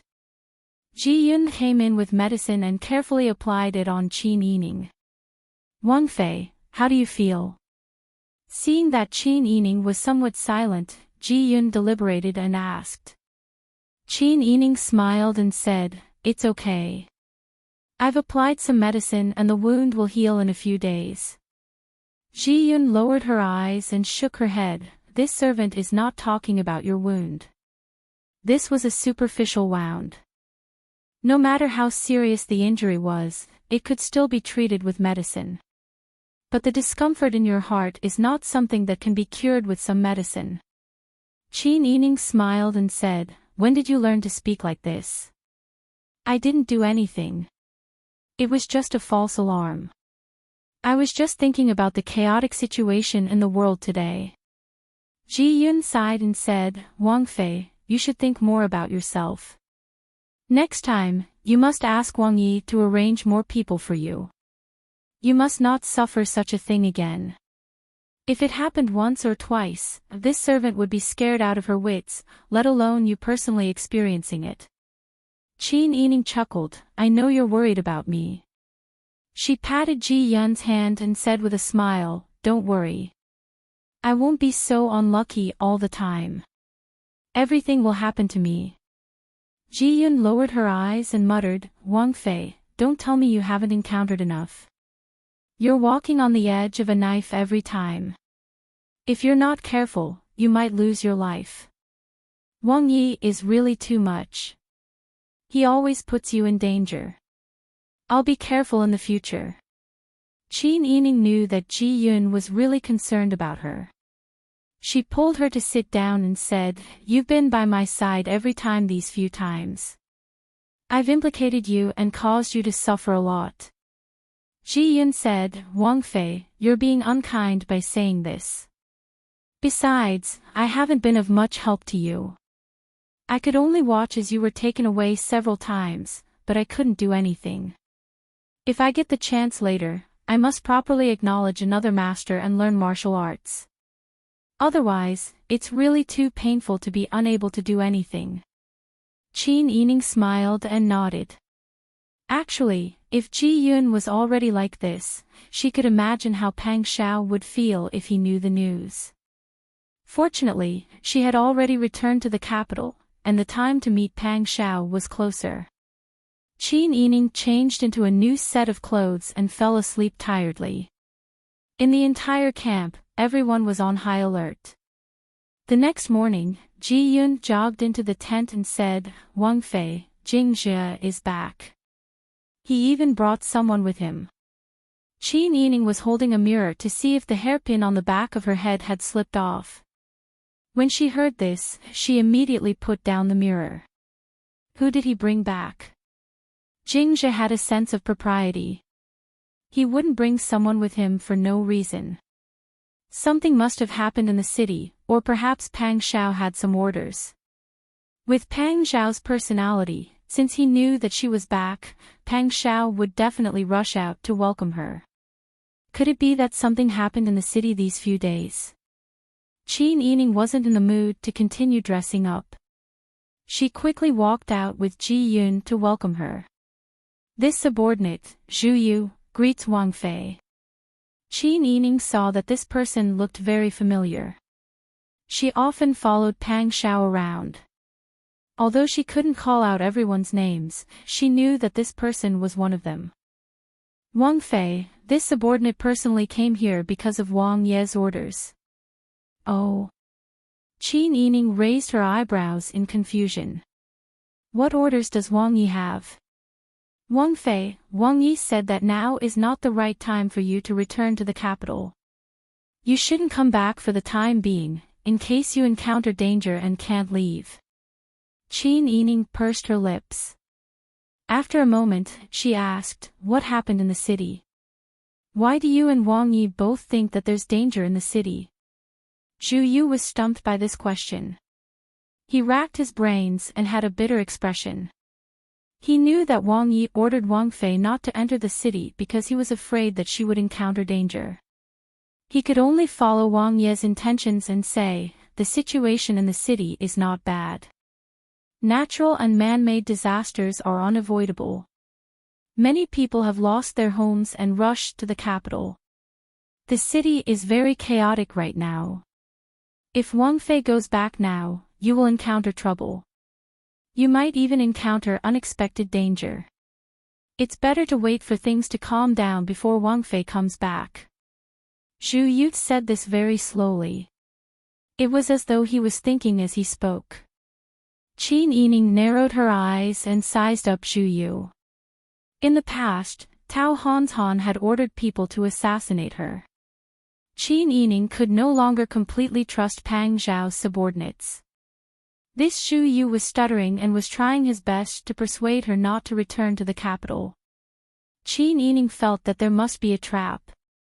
Also, Pang Zhao was still in the city. She didn't know if he encountered danger. Qin Yining said, "I understand your good intentions.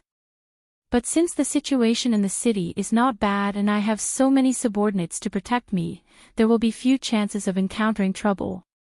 You don't need to worry about this."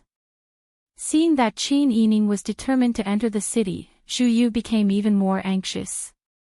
"Wang Fei, it's better if you wait outside for news. This is Wang Ye's idea." Chapter 1082. Zhu Yu knew that Wang Fei was a powerful woman. Even though she looked soft and weak, her personality was very strong. In the past, he had only heard of it and had never personally experienced it. Now that he saw it, he understood that when a woman was strong, she would not lose to a man. "Wang Fei, please calm your anger." Zhu Yu carefully bowed and said, "This subordinate does not have any other meaning. This subordinate is just following Wang Ye's orders and is passing on Wang Ye's message. I only know what has happened in the city. Wang Yi is fine and is in the Fu. He must have something important to do, so he had Wang Fei wait. Or is there something else in the city that this subordinate does not know of?" Qin Yining looked Zhu Yu up and down. His lips curled in a faint smile. "It seems that you are not willing to tell me the truth." Qin Yining's tone was warm and he was still smiling, but Zhu Yu's hairs stood on end. Su Weiji and Xia Yu had been waiting outside the tent for a long time. Hearing the situation inside, they hurried in to mediate. "Why do you have to make Wang Fei unhappy? Wang Yi and Wang Fei are deeply in love. There is nothing that cannot be said in front of Wang Fei. Yes, Wang Yi has orders. You can just follow his orders and pass on the message. Wang Fei asks, you should answer what needs to be answered." Su Weiji and Xia Yu each said a sentence. Even though they did not say much, it was enough for Zhu Yu to understand.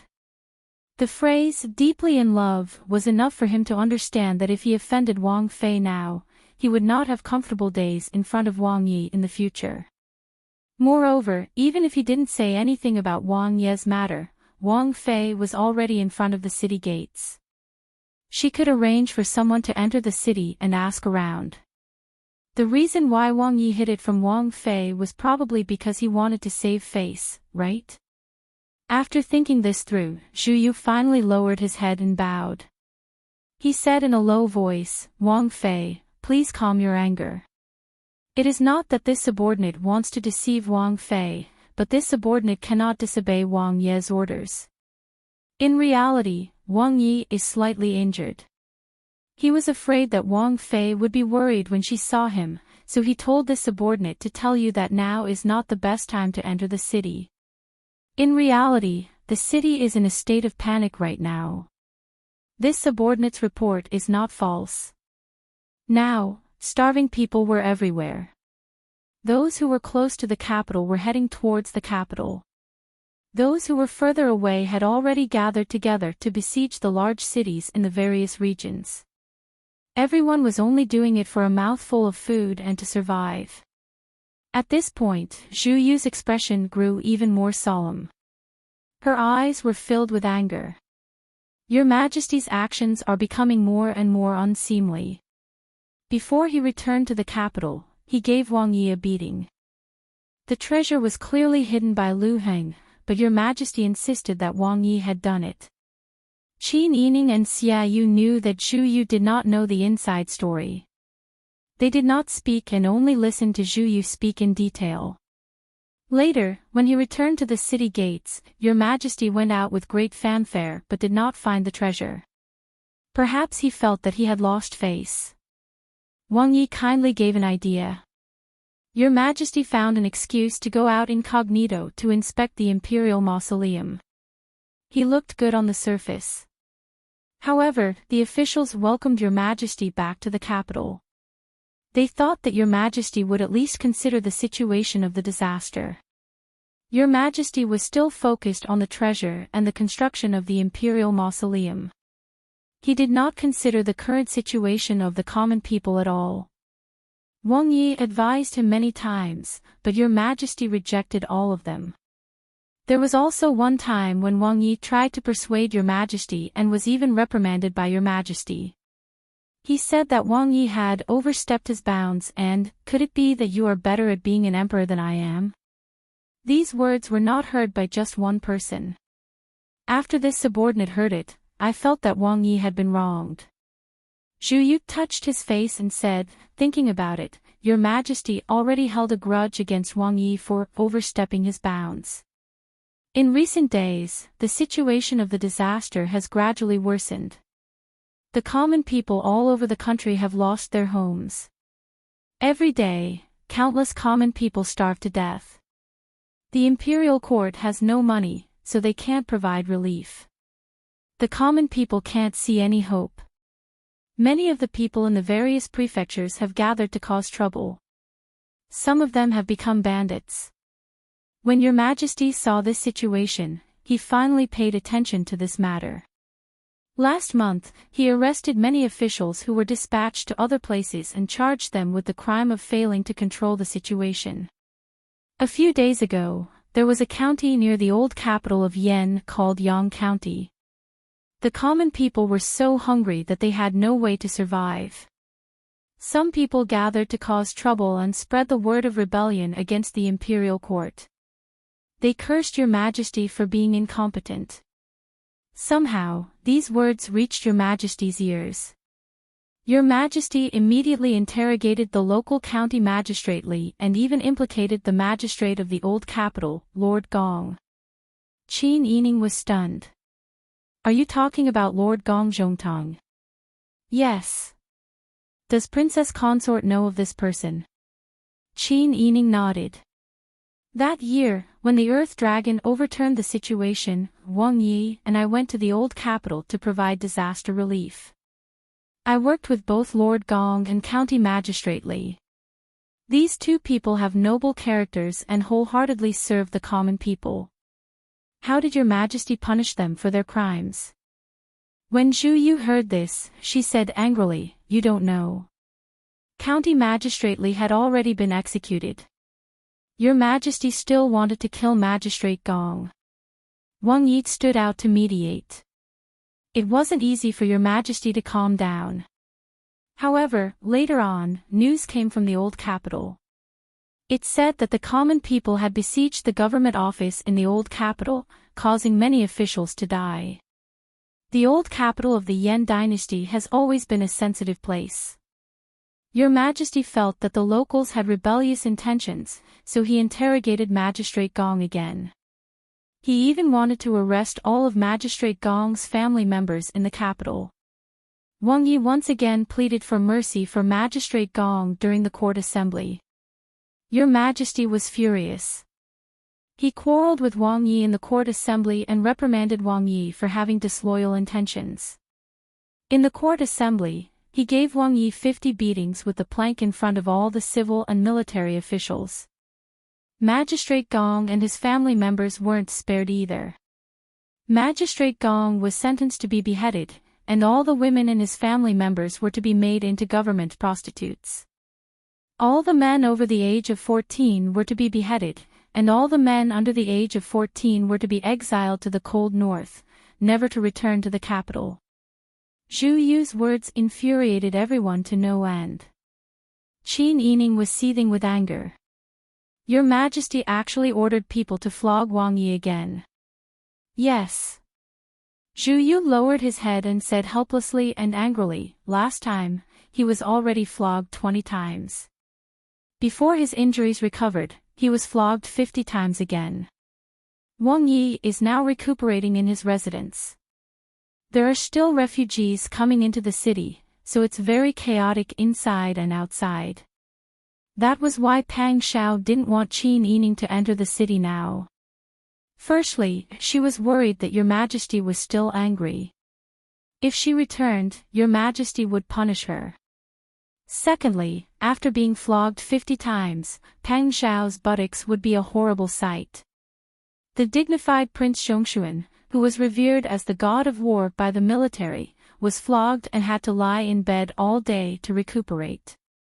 Qin Yining had never seen him in such a sorry state. Pang Xiao also didn't want Qin Yining to see it. When Qin Yining thought of Pang Xiao being flogged in front of the court, he was already burning with anger. Li Qitian didn't hit Pang Xiao's body. He hit his face.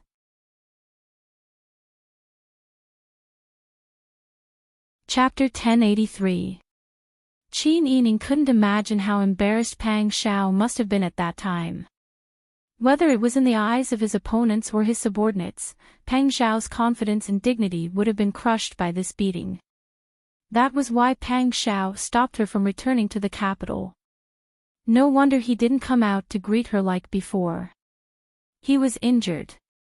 Qin Yining's anger burned into flames, almost burning away his rationality. Qin Yining wished he could strangle Li Qitian to death on the spot. Was he worthy of being the emperor? Was he worthy of being a human? He didn't have any loyalty, filial piety, benevolence, or righteousness. All he cared about was the small profits in front of him and didn't care about the lives of the common people. Not only was he narrow-minded and jealous of loyal officials, but he was also an ungrateful villain. Even the heavens couldn't stand this kind of person being the emperor's father. If he didn't kill this kind of person, how could he relieve the hatred in his heart? When everyone saw Qin Yining's expression change, they didn't know how to console him. Because it wasn't only Qin Yining who was angry. Everyone else found it hard to control their emotions. They really didn't know if Wang Ye's bravery in fighting enemies for the sake of establishing the dynasty and putting an end to the chaos was worth it. Princess. Zhu Yu was a bit nervous. After all, Pang Xiao didn't allow him to say these words. However, he couldn't control himself and said it in front of Qin Yining. Qin Yining took a few deep breaths and calmed himself down with great difficulty. He softened his tone and said, "You can't be blamed for this. You don't need to be nervous." Zhu Yu asked hesitantly, "Then does Princess plan to enter the capital now?" If Qin Yining entered the capital now, he wouldn't be able to do his job well. Qin Yining was very smart and immediately understood Zhu Yu's concerns. He smiled and said, "Don't worry, I won't make things difficult for you." Zhu Yu was a bit embarrassed when he heard this. He scratched the back of his head and said, "This subordinate didn't mean that." Qin Yining smiled and said, "I know. You can go back.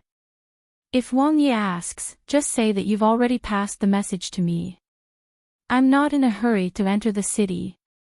For the time being, I'll stay in the vicinity and observe for a while. When the time is right, we'll talk again." Zhu Yu was overjoyed and hurriedly cupped his hands in greeting, "Many thanks to Wang Fei. Then this subordinate will take his leave." All right. The situation on Wang Ye's side is not optimistic. I hope that all of you will continue to be as loyal as before. I will not treat you unfairly in the future.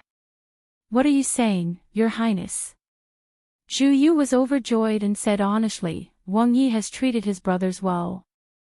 Also, we are only willing to follow Wang Yi because we admire Wang Ye's character and conduct. We don't have any ulterior motives.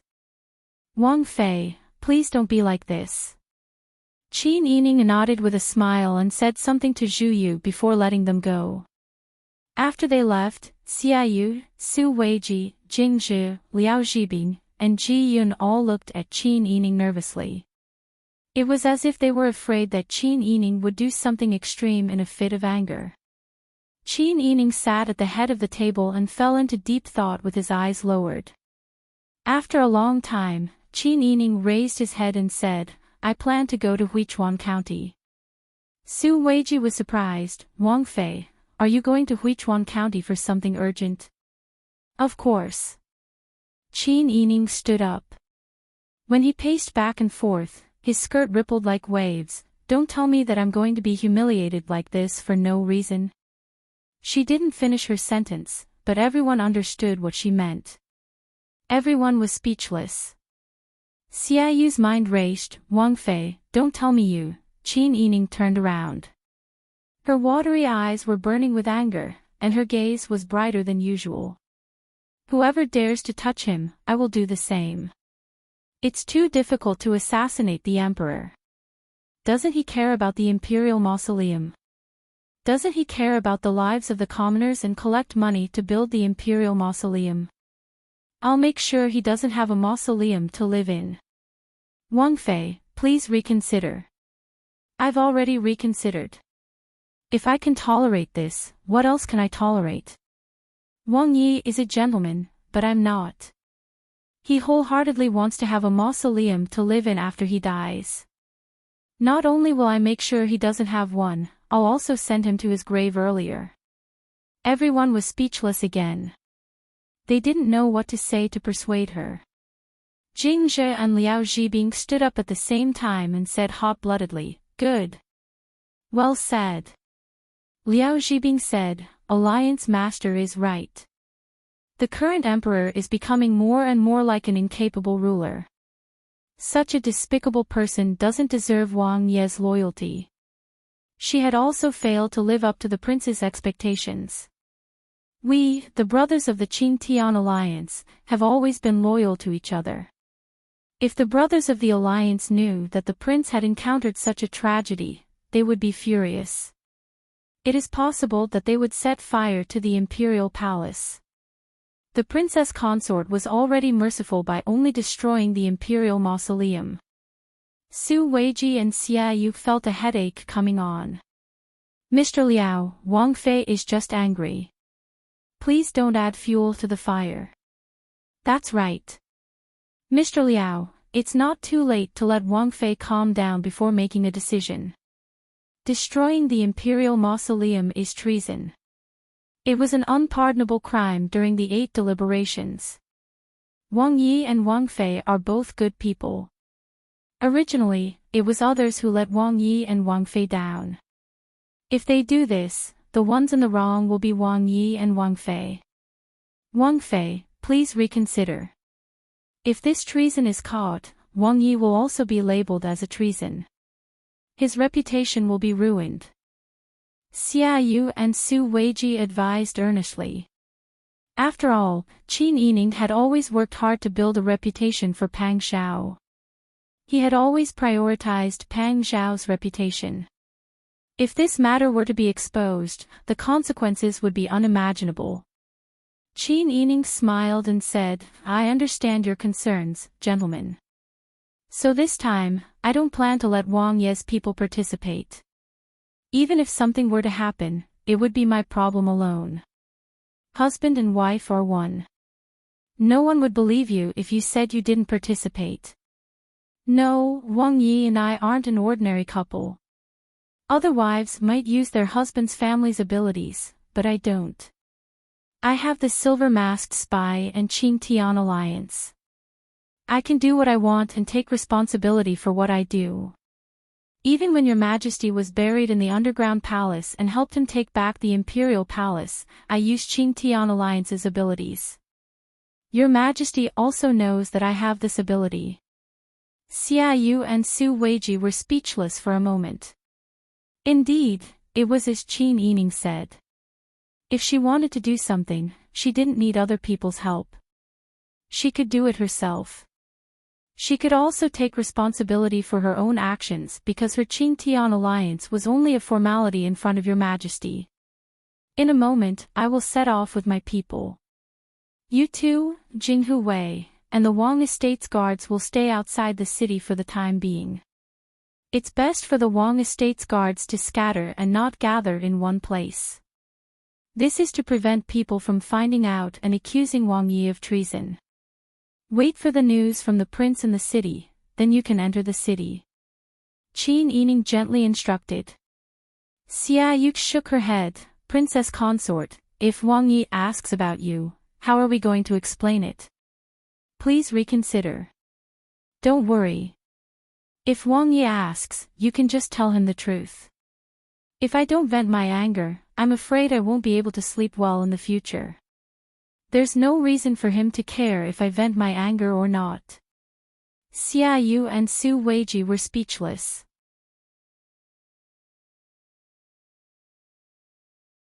Chapter 1084. Qin Yining had already made up his mind. Xia Yu and Su Weiji tried their best to persuade him but to no avail. They could only withdraw worriedly. Ji Yun hesitantly persuaded Wang Fei. In fact, what Sir Xia and Sir Su said is reasonable.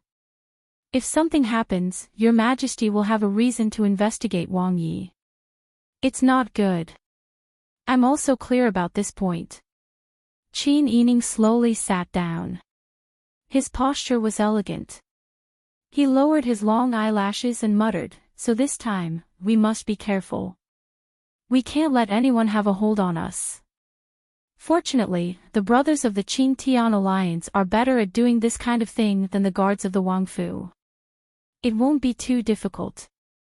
Thinking about what the Qing Tian alliance did, Ji Yun couldn't help but nod. Although she was worried about Qin Yining's actions, Ji Yun's thoughts were much simpler than Xia Yu and Su Weiji's. As long as the Wang Fei made a decision, she, as the personal maidservant, only needed to follow her loyally. Qin Yining let Liao Zhibing and Jingzhe prepare to set off.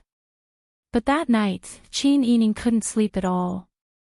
Separated by the city gate, she and Pang Xiao seemed to be in two different worlds. Pang Xiao might also be in so much pain that he couldn't sleep. He might also be having a high fever because of his wound. She was already so angry. When Pang Xiao was beaten with a plank, he must have been even more angry and desperate, right? With this thought in mind, she let her imagination run wild for an entire night. The next morning, when the sky turned bright, she finally fell asleep because she was really tired. Jingzhe and Liao Zhibing didn't dare to delay Qin Yining's business. They chose reliable candidates to go with Qin Yining to Huichuan. Ji Yun was still outside the tent, trying to stop them in a low voice, saying, "The Wang Fei just fell asleep not long ago." The two of them also planned to withdraw for the time being. Who would have thought that in his light sleep, Qin Yining's hearing was astonishing? He immediately saw them. Wang Fei will be bringing along 4 silver-masked spies on this trip. Ji Yun will also be coming along. She can serve you personally. Liao Zhibing said. Jingzhe also said, Mr. Liao and Meng Qin will definitely go. In addition, Mr. Liao has also chosen 2 other brothers from the Qing Tian alliance who are strong and agile. Quality is more important than quantity.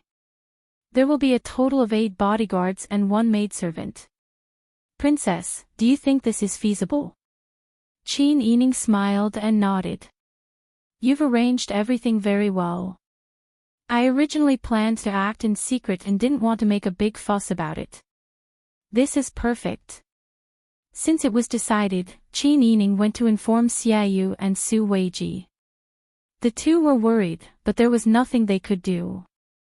They only thought that when Wang Yi sent a message, they had to first tell Wang Yi what Wang Fei wanted to do. After everything was prepared, Qin Yining boarded the carriage and set off with the 8 bodyguards and 1 maidservant.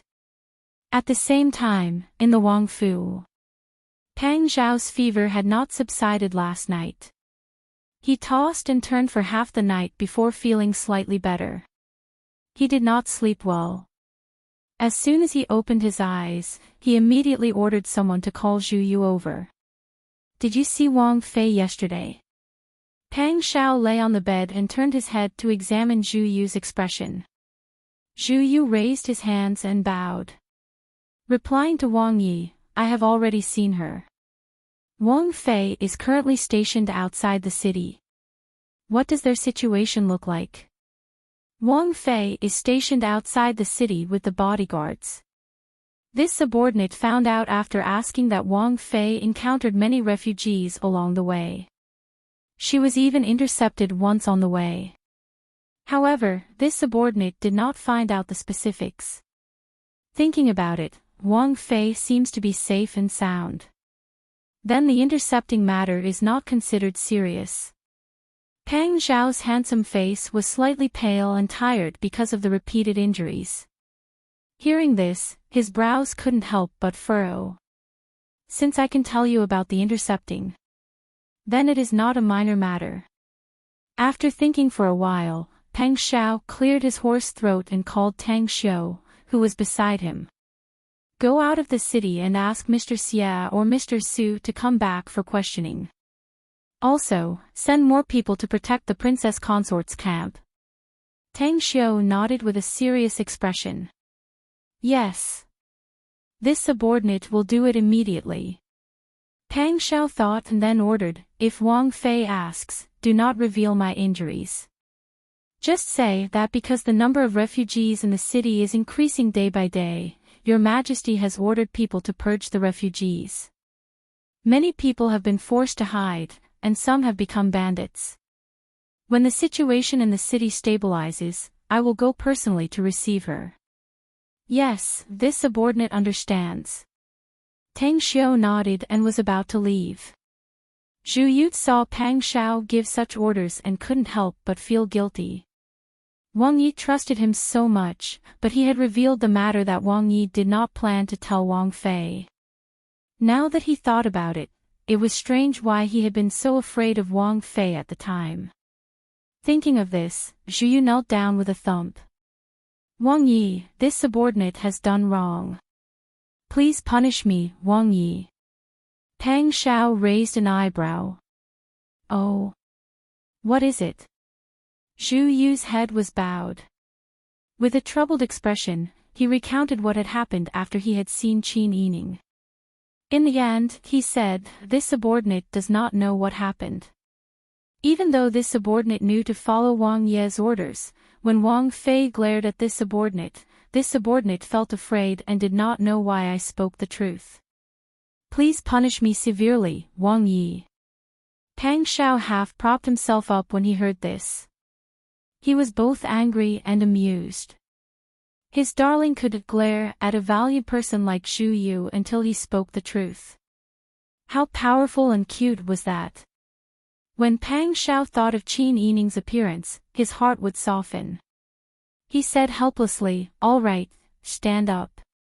You can't be blamed for this. Zhu Yu stood in shame. He bowed his head and did not speak. Pang Xiao said, this king did not think thoroughly. He should have expected that with her intelligence and courage, she would have sensed something. Even if you did not say it, she would have investigated the situation in the city. It is not a secret that this king has been beaten. She will quickly know. Yes. Wang Yi, you do not know. At the time, Wang Fei's heart ached so much for Wang Yi that her eyes turned red. Zhu Yu shook his head and said, Wang Fei was really angry. This subordinate was very panicked when I saw this. Pang Xiao smiled. Thinking of Qin Yining's temper, he sighed and said, all right. Since it is like this, Tang Xiu, take people out of the city to bring Wang Fei's group back. Remember to avoid being seen on the road. Think of a way to not attract the attention of any party. Tang Xiu nodded in response. Before leaving, she waved a fist at Zhu Yu. Her meaning was that Zhu Yu did not do a good job and she would teach him a lesson later. Zhu Yu shrunk his neck in fright. The feeling of being threatened by his superior was not good. Pang Xiao rubbed his unshaven chin and said with a sigh, come, serve this king to wash up.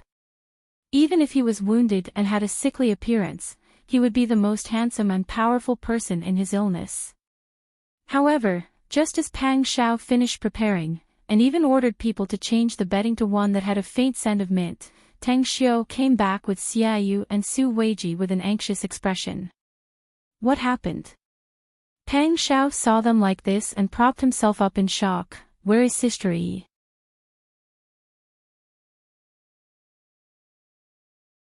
Chapter 1085. Why is she going to Huichuan County? Pang Xiao was stunned. Xiaoyu looked left and right. Seeing that there were no outsiders around, he said in a low voice, Wang Fei heard that you were flogged by His Majesty and was unable to restrain her anger. No matter what, she wants to get revenge for you. Yes, Princess Consort said that she was going to destroy the Imperial Mausoleum. Su Weiji lowered his voice even more. If the walls had ears, saying such rebellious words in the capital would become evidence of Pang Xiao's treason. Pang Xiao was silent for a moment. She wanted to avenge me. Yes. Xiaoyu and Su Weiji both nodded and carefully observed Pang Xiao's expression. The two of them couldn't figure out Pang Xiao's thoughts. Why didn't they see the worry and anger that they expected? Even if Wang Yi didn't panic, he should at least be a little shocked, right? But they didn't know that at this moment, Pang Xiao felt as if his heart was wrapped in warm water. The depression that had accumulated over the past few days had disappeared. This was the woman he loved. For him, she could do anything. He had a feeling that he was valued and cherished. For so many years, he had always been tough and relied on. He was like a mountain, steady and reliable. But very few people cared about whether this mountain really didn't know fatigue or whether he had a weak side in his heart. Only when he was with Qin Yining could he let down his guard and feel that he also had a backing and that he could rely on others. Even if Qin Yining was a weak woman that he always wanted to protect under his wings, at certain moments, she would suddenly give him a sense of reliance. Wang Yi, what do you think should be done? Xiaoyu couldn't hold back and said anxiously, this is a serious matter. If we don't handle it well, Wang Yi's reputation will fall to the bottom. Wang Yi was a straightforward and upright person. He had been steady in his actions for many years and had always left a good impression in the hearts of the common people. He had also established an image of loyalty and patriotism in the hearts of the officials. If Princess Consort makes a big deal out of this and someone with ulterior motives gets a hold of it, wouldn't Wang Yi's illustrious reputation be completely ruined? Su Weiji saw that Xiaoyu was really anxious and her words had become sharp. Worried that she would hurt the relationship between master and servant, he coughed lightly to remind her. Wang Yi, Wang Fei is wholeheartedly devoted to you. It is truly rare. But this old man is worried that Wang Fei will act rashly and lose her head. It is a small matter if she gives your majesty some information, but if she really encounters any danger, it is not a joke. A place like the Imperial Mausoleum would definitely be heavily guarded. Your Majesty has already promoted Lu Weiguo to be the county magistrate of Huichuan. This person has always been known for being cautious, and I'm sure that after all the trouble that has happened in Huichuan, he will be more cautious. After Lu Weiguo takes over, he will definitely keep a close eye on them. Xiaoyu nodded, that's right. If Princess Consort is not careful, the army guarding the Imperial Mausoleum may come into conflict with the local government. If something really happens, the consequences will be unimaginable. At this time, Pang Xiao had already recovered from his deep shock. The analysis of the two wise men was so insightful that he had to pay attention to it.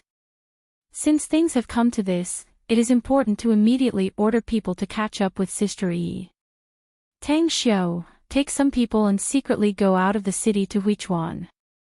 Try your best to catch up with Princess Consort and persuade her to come back. Tang Xiu nodded and was about to leave immediately. However, Su Weiji said, Wang Yi, in this old man's opinion, I'm afraid that this will not be enough to persuade Princess Consort. The two of us have already tried our best to persuade Princess Consort, but Princess Consort is still unmoved. She will definitely avenge you. Even if Imperial Bodyguard Tang goes, I'm afraid it will be of no help. Pang Xiao said, actually, this king also knows that Sister Yi has a stubborn personality. Since she has made a decision, I'm afraid it will be difficult for her to turn back. If we can't persuade her, we can only strengthen the protection. She took her own people and went alone because she didn't want to tire me out before the incident happened. I also understand her painstaking efforts. However, with more people, the probability of an incident happening will be lower. At this time, Xia Yu and Su Weiji finally understood that Wang Yi couldn't be tough with Princess Consort at all. The scene of Wang Yi sending troops to catch her that they were thinking of would probably not happen. The two of them couldn't help but sigh at the same time. Pang Xiao could see what the two of them were thinking, but he couldn't give Qin Yining a stable life like an ordinary woman. He had to give her enough space. If something happened, they would face it together. It would be better if he didn't use forceful means to hurt her. Pang Xiao also knew that his way of thinking wasn't rational enough. However, when he encountered Qin Yining, this was how he would be. He enjoyed it and enjoyed it. Just as Tang Xiu was about to go out, a guard quickly came in and reported, Wang Yi, young Master Mu and his people are back. When Pang Xiao heard this, he was immediately overjoyed. Quickly invite them in. Qin Yining's journey was quite smooth. On the way to Huichuan County, they encountered fewer refugees than near the capital. When the carriages and horses moved, they didn't have to worry about avoiding people, so their speed was a bit faster.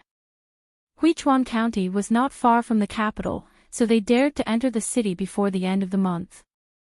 Because Qin Yining was a familiar face here, everyone disguised themselves before entering the city. Qin Yining wore a dark green half-old cotton gown. Her hair was tied up with a dark blue headscarf. Her face, neck, and hands were smeared with the special cream that Xia Yu gave her. Her skin was dark yellow. Even if an acquaintance stood in front of her, they might not be able to recognize her. The people around her also dressed up like this, making them look like a family of brothers and sisters who had moved. The group of people went to the inn to stay for the night. They didn't book a side courtyard like before. Instead, they chose 3 rooms nearby. Qin Yining and Ji Yun shared one room, while the other 8 people shared a room with 4 people. There wasn't much business in the inn. Natural and man-made disasters kept happening. Huichuan County was a sensitive area, so refugees didn't want to come here. Outsiders rarely came here. When the innkeeper saw that Qin Yining's group generously booked 3 rooms and served them hot water and dry food, he was very meticulous. Everyone rested for a while. Jing Zhe and Liao Zhibing went to the city to inquire about the news. When they came back in the afternoon, they whispered about the current situation in Huichuan County. County Magistrate Lu is a cautious person. Because of that incident, the Imperial Mausoleum and the stone factory have become the focus of protection. The surrounding area is heavily guarded, and ordinary people can't get close. If you want to take action, I'm afraid you have to think about it carefully. Liao Zhibing sighed. The reality was different from what he had imagined. Qin Yining nodded and said, "This is also expected. Your Majesty values the Imperial Mausoleum so much. County Magistrate Lu has learned from the previous county magistrates and can't not do his best." She rubbed her eyebrows. Just as she was thinking of a countermeasure, the sound of a gong suddenly came from the street. Ji Yun pushed open the window and looked down. She saw many people curiously rushing forward. The person who rang the gong was followed by more than 10 men. Everyone stretched their necks and shouted, "Everyone, go to the Imperial Mausoleum. Everyone, go to the big square in the east of the county immediately." The imperial court has something important to announce. When the people heard that the imperial court was going to announce something, many of them retreated. They resisted in their hearts and didn't want to show their faces. As long as the imperial court was involved, they would avoid it.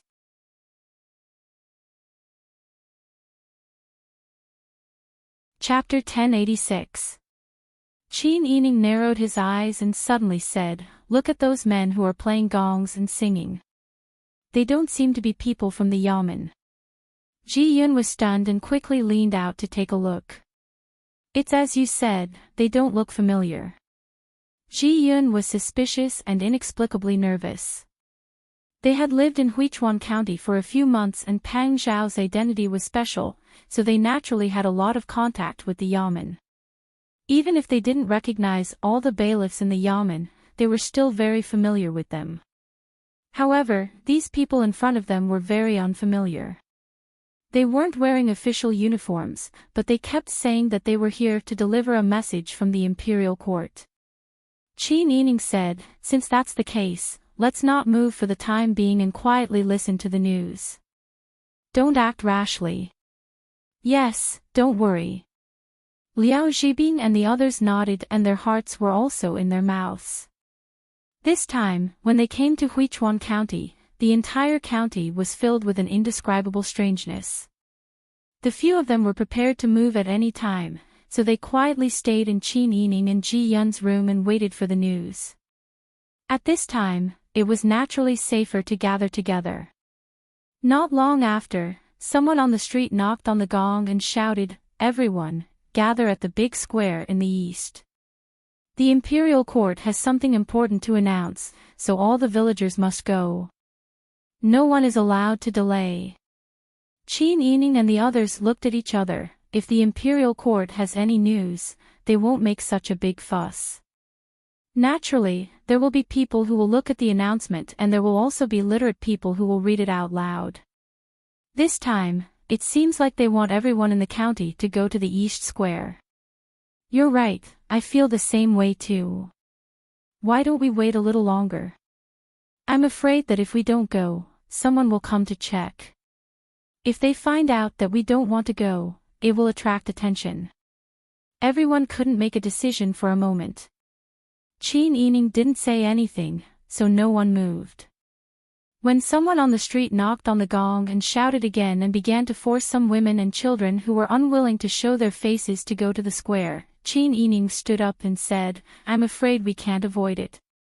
Let's take this opportunity to go and take a look." Everyone knew that they couldn't avoid it, so they followed Qin Yining downstairs.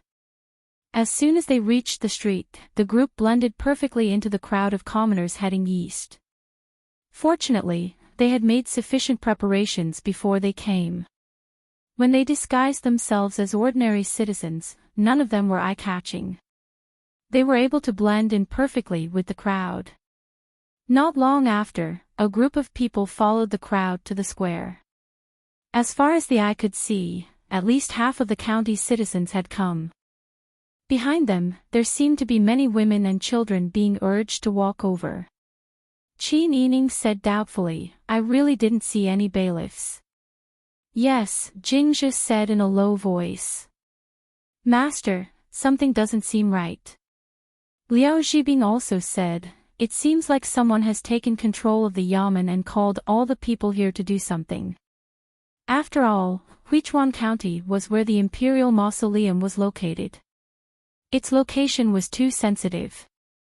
Anyone who wanted to target Li Qitian couldn't touch Li Qitian himself. Seeing how Li Qitian treasured the imperial mausoleum, who wouldn't have thoughts about the imperial mausoleum? Qin Yining said in a low voice, "Don't be anxious. Let's not act rashly. Let's just hide in the crowd for now." The commoners who came on their own accord had already crowded the square to the point that not even a drop of water could trickle through. Many of the people who came later were unwilling. Some of them were cursing the imperial court in a low voice for causing trouble again. If they had the time, why didn't they think about how to feed the commoners? There were also people who scolded the people who went to pass the message for being too vicious. Qin Yining felt like she had fallen into a hive of bees. She was surrounded by buzzing sounds. But soon, she didn't have time to care about these things. This was because she saw a familiar figure in the distance climb onto a temporary high platform in front of the square. The people around her naturally saw it as well. Ji Yun lowered her voice and said, "It's Lu Heng." Qin Yining's expression immediately became serious. Lu Heng was no longer the local county magistrate. What was he trying to do in the name of the imperial court? Lu Heng had been the county magistrate of Huichuan County before. Many of the commoners recognized him. Not only were the people around Qin Yining surprised, but the commoners were also confused. Didn't Lord Lu quit being the county magistrate? Why didn't Lord Lu come to announce the imperial court's matters? Once the first person had doubts, there was a second and a third. These kinds of discussions were like ripples. Many of the commoners whispered to each other, guessing what the imperial court was going to do. Those who didn't know would only think that Lu Heng had been arranged by Your Majesty to do some work elsewhere. However, Qin Yining and the others had heavy hearts. This time, Lu Heng was clearly going to fight with Li Qitian. In recent days, the Lu family had been weakened. Although Lu Heng had taken the main backbone of the Lu family with him when he escaped, how could Lu Heng be willing to let such a huge family be trampled under someone's feet at such a time? Qin Yining thought about Lu Heng's temperament, his recent actions, and the situation of the disaster victims. His heart trembled as he muttered, "I'm afraid he's going to rebel." Ji Yun and Jing Zhi, who were next to him, heard it clearly. The two of them felt their hands and feet turn cold, and they didn't know how to react. Back in Dian, they had witnessed the fall of a dynasty with their own eyes. They also knew that when the emperor was in power, there were a few commoners who rose up in rebellion, but it ended in failure. Ordinary commoners didn't act in a systematic manner, but Lu Heng was a scheming and astute person who was familiar with military books. What he wanted to do in Huichuan County was as clear as day. Fellow villagers and elders. At this time, Lu Heng, who was standing on the stage, mustered up all his strength and said loudly, "It was this Lu's idea to gather all of you here today. This Lu is truly apologetic for wasting everyone's time. However, this Lu family has suffered unjust injustice and abuse, and we want to take this opportunity to redress our grievances. Fellow villagers, please listen to me." Although there were many commoners in the square, everyone's attention was focused on Lu Heng.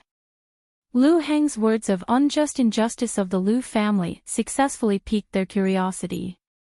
Everyone quieted down and listened to Lu Heng's speech. As everyone knows, our Lu family has been a prominent family for hundreds of years. Dating back to before Beiji was established, our Lu family was already a prominent local family. In recent years, the world has been in chaos, and the commoners have had no way to make a living. The reason why the Lu family is loyal to Your Majesty is to end the chaos and give the commoners a stable life. However, everyone, take a look. What did Your Majesty do with the money that our Lu family gave him? Even though he had the money, he wasn't willing to think of ways to sell food to the commoners. Instead, he wholeheartedly wanted to build the imperial mausoleum. In Your Majesty's heart, the glory of his death is even more important than the lives of the commoners.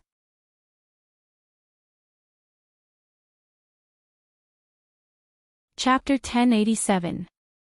Lu Heng's words made the hearts of everyone present heavy. No one wanted to live in a chaotic world, and no one wanted to face destruction and death. The Lu family had such a deep foundation, but there would be a day when it would be destroyed. Lu Heng had such a high status, was a marquis, and was also the head of a large aristocratic family. Now, he had to live such a precarious life, let alone ordinary people like them. The people's faces were solemn. Qin Yining couldn't help but admire Lu Heng's ability to stir people's emotions and make them sympathize with him. His words captured the hearts of the ordinary people and placed his actions on the side of justice. It also made people sympathize with his experience. In this way, no matter what he did next, it would be more justifiable. Lu Heng looked around at the people present and opened his arms. He said loudly, "Is this kind of emperor really the son of heaven's mandate?" When the incapable emperor was in power in Beiji, everyone didn't have enough to eat or wear, and their lives were precarious. At that time, everyone had one or two people who died of hunger or illness. I thought that everything would improve in Dezhou, but now, Your Majesty is actually the same as the incapable emperor in Beiji.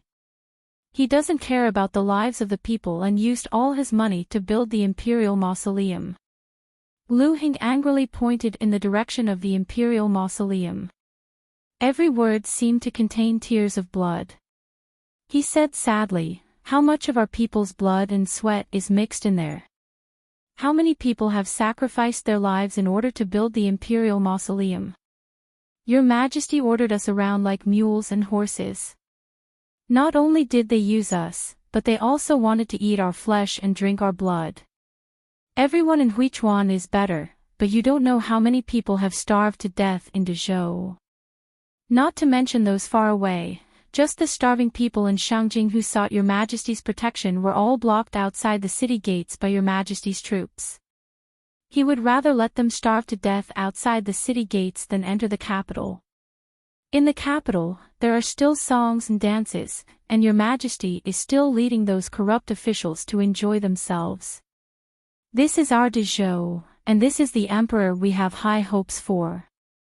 Tell me, is such an incapable emperor worthy of our trust? Is he worthy of this position?" Lu Heng's roar shook the heavens. The emotions of the common people were stirred up, but very few people dared to respond to his words. However, there were always some simple-minded and hot-blooded young people in the crowd. As long as someone took the lead, their emotions would be stirred up, and they would not care much for a moment. Perhaps it was Lu Heng's arrangement, but someone in the crowd was the first to shout, "Unworthy. A fatuous ruler doesn't deserve it." Soon after, there were scattered voices of agreement. In the end, it turned into a mass of excitement. As early as when Qin Yining and Pang Xiao were still here, there were already signs of food shortage. For this reason, Qin Yining even ordered Master Zhong to think of a way to distribute food, and also to guide some people to cultivate terraced fields. Now that the resentment that had been suppressed for so long had finally erupted under Lu Heng's intentional guidance, it was very difficult to suppress the people's resentment once it boiled over. Everyone in the open space was cursing angrily.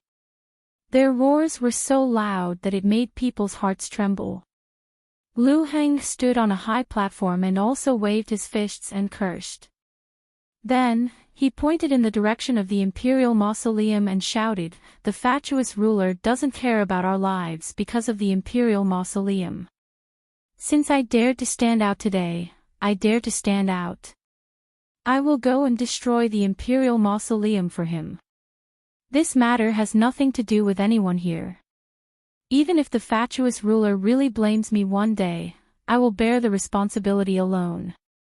Today, everyone will be my witnesses." Lu Heng climbed down the high platform as he spoke. Immediately, there were men protecting Lu Heng on both sides. Like Moses parting the sea, they passed through the crowd and headed in the direction of the imperial mausoleum. The common people automatically opened up a path for them, and then curiously followed behind. Qin Yining and his group were also pulled along and followed. Liao Zhibing lowered his voice and whispered in Qin Yining's ear, "We haven't even finished what we wanted to do, and we've already been snatched away." Qin Yining pursed his lips and said, "There are no other ways at this time." Since he stood out like this, he must have made complete preparations. "I'm afraid there's no chance for my plan to be carried out." Jingzhi said in a low voice, "That's good too. It saves us some trouble." Qin Yining smiled, but his eyes were full of worry. "Although it saves us some trouble, he incited the common people's emotions and destroyed the imperial mausoleum, which is equivalent to starting a rebellion. Huichuan is also close to the capital, and it also involves the imperial mausoleum. I'm afraid that it will cause the imperial court to go crazy and suppress it. When the people around him heard this, they all fell silent for a moment. When the emperor rises, the common people suffer. When the emperor dies, the common people suffer. Lu Heng could retreat at any time, but the unlucky ones were the common people who stayed behind. The reason why Qin Yining wanted to destroy the imperial mausoleum quietly was because he was afraid that if he did it with great fanfare, it would implicate everyone. But now, she was powerless to change the current situation. The mighty crowd surged towards the imperial mausoleum. Lu Heng seemed to have been prepared. When they were a certain distance away, a group of men blocked the common people's path and shouted, "Fellow villagers, it's dangerous to get any closer. We need to use kerosene. Everyone, back off. Back off." Once they heard that they needed kerosene, the common people knew how dangerous it was and didn't dare to move forward. However, the imperial mausoleum was right in front of them. Everyone's attention was focused on the front of the group. Some people climbed up trees, some climbed up large rocks, and some found a high ground. They were all waiting for the imperial mausoleum to be destroyed. Among all the common people, only a portion of them had worried expressions. Destroying the imperial mausoleum was considered a rebellion. Even if Lu Heng said that he would take responsibility for everything, who knew if the higher-ups wouldn't blame the entire county's common people? Previously, some of the relatives in Danfu County said that when the common people of Danfu County gathered in front of the mausoleum to cause trouble, Your Majesty almost killed all the common people in the county. Your Majesty even sent troops and horses. It was only because Prince Zhongshuan interceded that they were spared from suffering. Now that Prince Zhongshuan wasn't around, if Lu Boi destroyed the imperial mausoleum and ran away, who would be the scapegoat? When some people thought of this, they didn't even want to watch the show anymore. They pulled their relatives and friends back. However, they didn't succeed in leaving this place. Because at some point, a large number of men with weapons had surrounded this area. The way back had been blocked. They wanted to speak out, but the other party's knives were on their necks. They didn't dare to make a sound. Therefore, the people who were surrounded in the middle couldn't notice the situation at the edge. They were all still discussing and craning their necks to look forward. They saw Lu Heng step forward, holding a torch high. He bent down and lit a long fuse on the ground. Then, he immediately retreated. The common people saw that the spark was like a snake, spitting out its scarlet tongue as it moved toward the square hole made of wood. Everyone waited. Time seemed to drag on indefinitely. No one knew when the kerosene would be lit, and no one thought about where the troops that were originally guarding the imperial mausoleum had gone. After waiting for a long time, the scene they wanted didn't happen. Someone muttered in a low voice, "Did they fail?"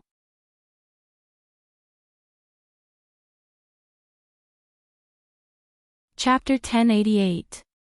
The ground is shaking. The earth is turning over. Don't panic, it's the imperial mausoleum. The imperial mausoleum is going to collapse. In the face of a true disaster, the commoners who were craning their necks to watch the commotion earlier were now panicking and retreating in a panic. Qin Yining was pushed back by the crowd. She staggered and almost fell. Ji Yun supported her arm and steadied the two of them with great difficulty. The ground was still shaking, and then the sound of a collapse came from the entrance of the imperial mausoleum. All these years, Li Qitian had treated the imperial mausoleum as a career and invested a large amount of manpower and resources to build it. However, it gradually collapsed in a short period of time. Even the originally flat ground nearby showed signs of cracking and sinking. The commoners were finally frightened. Everyone fled in panic, afraid that they would fall into the ruins of the imperial mausoleum and not even their bones would be left. Qin Yining was pushed by the chaotic crowd. If it weren't for the people beside her protecting her, she might have fallen and been trampled by others. While she was fleeing in panic, Qin Yining saw Lu Heng, who was surrounded by guards, through the gaps in the crowd. Lu Heng's expression was calm, as if the chaos in front of him wasn't caused by him. It was also as if the collapse of the ground had nothing to do with him. The coldness in his eyes was something that Qin Yining had never seen in him before. It was as if he was already outside of the mortal world, using a cold gaze to watch this farce of life and death. Nothing could affect his emotions. Qin Yining pursed her lips. Taking advantage of the fact that Lu Heng hadn't noticed her, she looked away and pulled Ji Yun's hand to quickly escape. The moment she turned around, Lu Heng seemed to sense something and looked in her direction. That figure was tall and slender. Under the coarse clothes was an exquisite figure. Beauty was in the bones. Qin Yining had this kind of characteristic. Lu Heng's heart thumped. He didn't move at all when he saw so many commoners fall into the deep pit, but at this moment, his heart was beating faster. He couldn't help but chase after her. Master. Just as the imperial bodyguard beside him was about to take him away from this place, Lu Heng suddenly led him astray and hurriedly pulled him back. Lu Heng stared in one direction, but he still lost track of that person in the surging crowd. Was it her? There was no way he was mistaken. Although he was surprised that someone who had been in the capital a while ago would come to the imperial mausoleum at this time, Lu Heng did not doubt it at all. Perhaps this was the best chance for him to have her forever and keep her by his side. Order our men to surround this place quickly. Don't let anyone escape. Lu Heng quickened his pace as he instructed in a deep voice, this is a special situation. We don't know how many forces are in the crowd. If news of this gets out, I'm afraid we won't be able to survive. Upon hearing this, the subordinate understood the seriousness of the matter and immediately passed down Lu Heng's instructions. Qin Yining and his men approached the edge of the square. Jing Zhi immediately saw the armed men surrounding them. Master, what should we do? Jing Zhi did not dare to act blindly without thinking. Taking advantage of the fact that many commoners were coming forward to question and push him, Jing Zhi retreated to Qin Yining's side. Qin Yining pursed his lips and said, it seems that luring everyone here to see the imperial mausoleum being destroyed was just a bait. What he really wants to do is to gather the entire county's commoners here. Why would he gather so many people? Ji Yun asked anxiously. Qin Yining smiled, but his smile did not reach his eyes. Since he's plotting a rebellion, he naturally wants to occupy this place. He'll gather everyone here to screen them and silence any suspicious people. Only then can he ensure his own safety. Liao Zhibing's expression was serious as he pursed his lips. His drooping lips deepened the wrinkles on his face. Alliance head, if that's the case, I'm afraid it won't be easy for us to escape. Naturally, it would not be easy for them to escape because they were suspicious people to Lu Heng. Qin Yining bit her lower lip with her pearly white teeth, and her pale lips regained some color. We can only act according to the circumstances. If necessary, we'll kill our way out. Before she could do what she came here to do, Lu Heng had already taken the initiative. If she was captured by him and used as a bargaining chip to threaten Pang Xiao, then this trip would be a complete failure. At this moment, Xiao Shui turned her head in confusion and said, I think I heard the sound of horse hooves. I heard it too. Jing Zhi also said. It was noisy all around, and the commoners were shouting non-stop. Qin Yining could not hear the voices outside, but she naturally believed what Xiao Shui and Jing Zhi said. Let's wait here for an opportunity. I think Lu Heng's troops have come to reinforce us. There are so many commoners in Huichuan County. If he wants to screen them, it won't be easy. Let's take this opportunity to escape. Yes.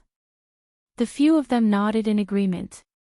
While they were talking, the troops had already rushed over like a rising tide, blocking all the roads back to the city. The commoners were already panicking. Many of their relatives and friends had already died when the imperial mausoleum collapsed. Now that they saw the sudden arrival of the troops, everyone was scared out of their wits. At this moment, Lu Heng had already reached the periphery. He still stood on a high ground and said loudly, "Everyone, don't panic. What happened was just an accident. No one could have predicted it.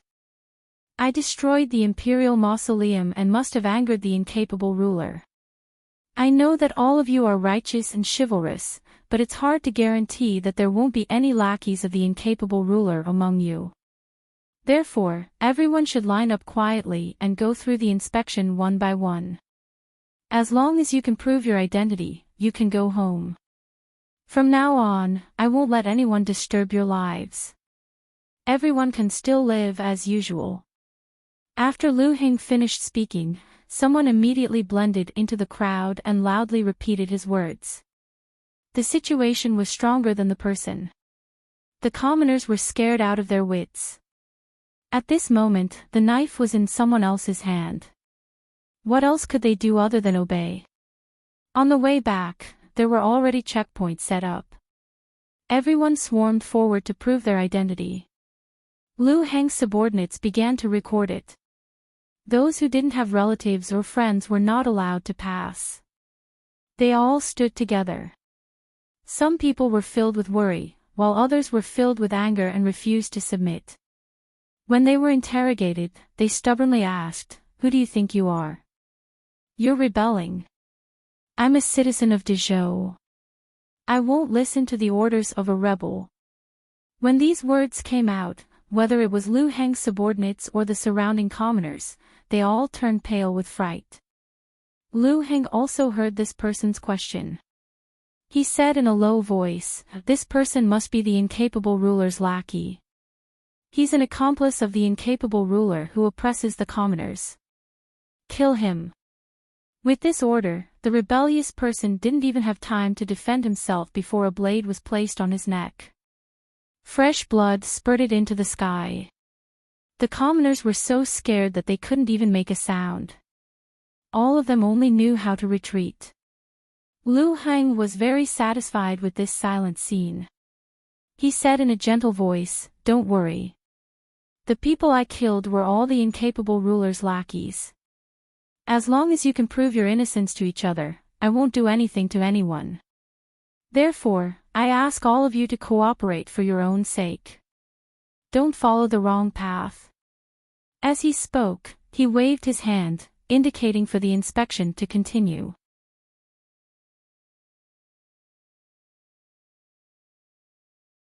Chapter 1089. Faced with such a situation, Qin Yining's expression could not help but turn serious. Lu Heng was not an ordinary person, and he had other thoughts about her. Naturally, he would pay more attention to her. Qin Yining did not know about others. Anyway, if she was facing someone she cared about, no matter how the other party disguised themselves, she would be able to recognize them immediately even if she could only see their back view. She clenched her fingers nervously. This time, she only rubbed her skin until it darkened a little. It was not as unrecognizable as when Xia Yu disguised her. She did not dare to take the risk in front of Lu Heng. If Lu Heng had the chance, he would definitely kidnap her again. At that time, wouldn't it be difficult to deal with Pang Xiao? "Master, what should we do?" Ji Yun's lowered voice was very tense. Qin Yining pursed her lips and said softly, "Find a chance to escape." The citizens gradually approached the place where they were being interrogated. The neighbors and relatives were anxiously testifying for each other. Even the citizens who had passed the interrogation and could prove themselves did not leave immediately. Instead, they stood not far away to watch in case anyone was left behind. Most of the citizens were obedient, but a small number of people were still unconvinced. Even after the other party killed one to warn the others, there were still some knowledgeable and courageous citizens who questioned, "What are you doing? How much better are you than the incapable ruler of Beiji? Are you disregarding the safety of the citizens and trying to usurp the throne?" There were even those who were loyal to Dezhou who refused to submit.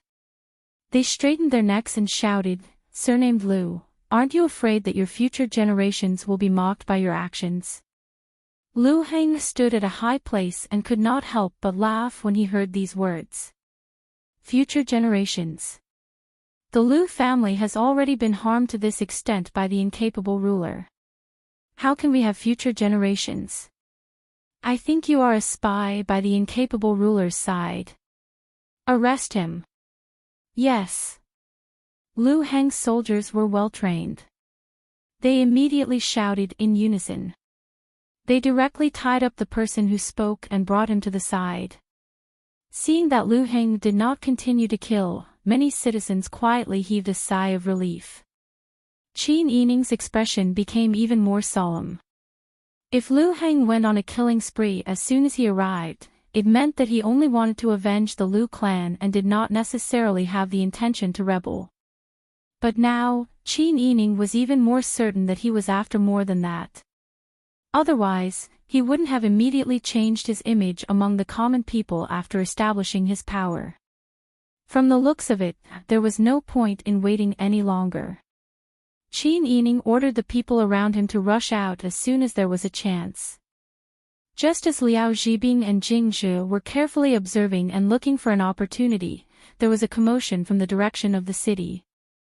Qin Yining clearly saw that Lu Heng's face stiffened for a moment after hearing the report from the people standing at a high place.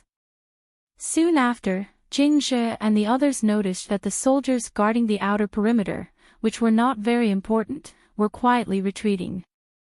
They seemed to be heading towards the city. Qin Yining's heart skipped a beat. He immediately said, "Now." Liao Zhibing and the other brothers from the Qing Tian alliance reacted quickly. They immediately shouted, "We can't just let this go. Lu Heng clearly wants to kill us. Folks, run." The citizens were already worried. Regardless of whether or not they could completely understand Lu Heng's actions and their situation, one thing was clear. Lu Heng was not someone who wouldn't kill civilians. If he killed people, he could just pin a more convincing crime on them. Who could guarantee that they wouldn't be punished? With someone taking the lead, there would be others who would follow. The citizens who were originally obediently waiting to be interrogated began to make a ruckus again. The crowd pushed and shoved as they rushed out. Qin Yining and the others took the opportunity to mix in with the crowd and also rushed out in a panic. A portion of Lu Heng's men had been sent away, so the encirclement was not as tight as it was at the beginning. Qin Yining and the others chose the weakest point to attack and quickly rushed out of the encirclement with the other citizens. The citizens were in such a mess that Lu Heng felt like his head was in a mess. He hurriedly ordered people to stop them. However, he couldn't order people to kill them. Killing a few people could be used as a deterrent, but if he started a massacre, wouldn't the citizens of Huichuan County become his enemies in the future? That would make it difficult to control them. Therefore, Lu Heng could only order people, try your best to capture them. Don't kill them. With this sentence, Qin Yining and the others couldn't kill the other party's soldiers. In addition, Qin Yining's men were all elites, and the other party's abilities were mixed. They quickly found an opening to escape. Lu Heng turned around and looked at the chaotic crowd. He saw the familiar figure wrapped in a group of people and running out. His heart skipped a beat. He hurriedly ordered the people around him, "Chase after them. Bring that woman back to me." His subordinates immediately responded and rushed in the direction Lu Heng pointed.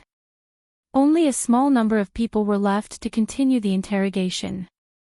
Although the citizens had the advantage in numbers, after Lu Heng ordered people to kill 2 people to intimidate the crowd, the citizens who were afraid of death didn't dare to take the lead. They weren't suspicious people. They were just proving each other's identities. If they wanted to interrogate them, then so be it. Everyone swallowed their anger and cooperated. The commotion quickly subsided. The scene was still a scene that Lu Heng was satisfied with.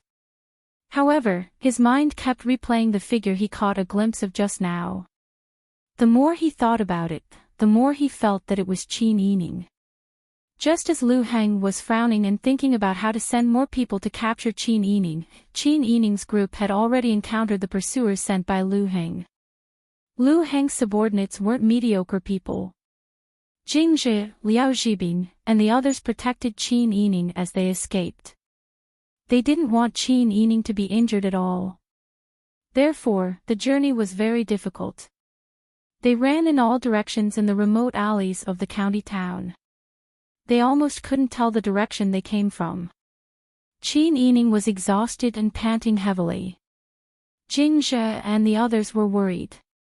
They said in a low voice, "Master, I'm afraid we'll be caught soon if we continue like headless flies. We have to think of a way out. If we're caught, I'm afraid it'll be difficult for us to protect you. Try to find horses. Once we have horses, we can leave this place. We won't be able to defeat the pursuers by relying on our legs." Everyone agreed and ran even harder in the direction of the inn. Firstly, it was because the distance was closer. Secondly, the horses they brought were still in the straw shed in the backyard of the inn. When the pursuers sent by Lu Heng saw that such a small group of people had such exquisite martial arts and incredible escape skills, they became even more suspicious and tried even harder to capture them. The other party had so many people. Even if Qin Yining had brought elites, how many nails could a piece of good iron crush? Everyone quickly realized that they had no way of escaping successfully under the pressure of the other party's numbers. It was even more difficult to go to the inn and steal the horses. Jing Zhe, Liao Zhibing, and the others had to protect Qin Yining and find a way out. They were already badly battered. Qin Yining naturally thought of the day when Sakurai had stood in front of her and died for her. His heart suddenly quivered.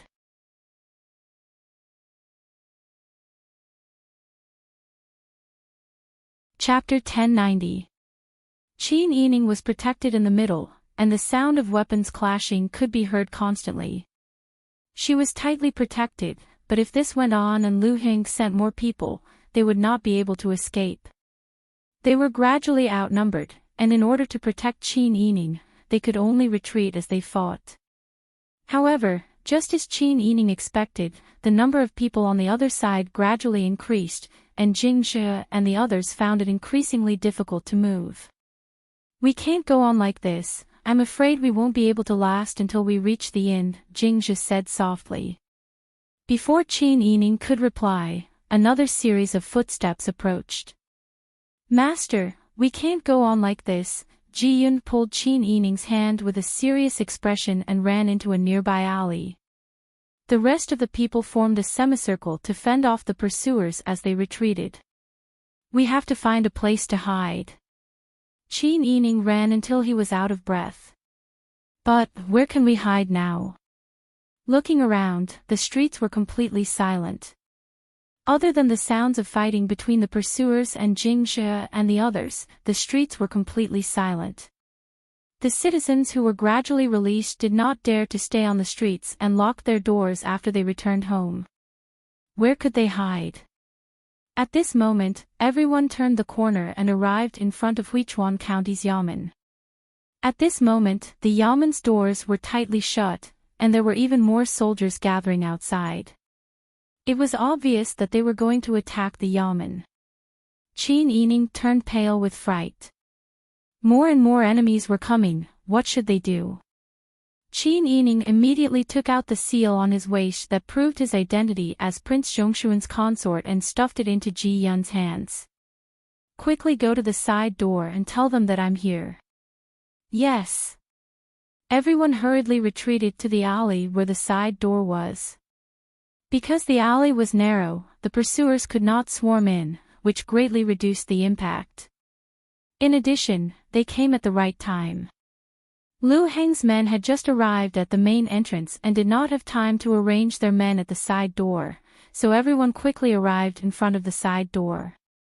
While Jing Zhe and the rest were defending themselves, Ji Yun pulled Qin Yining and pounded on the door. "Open the door.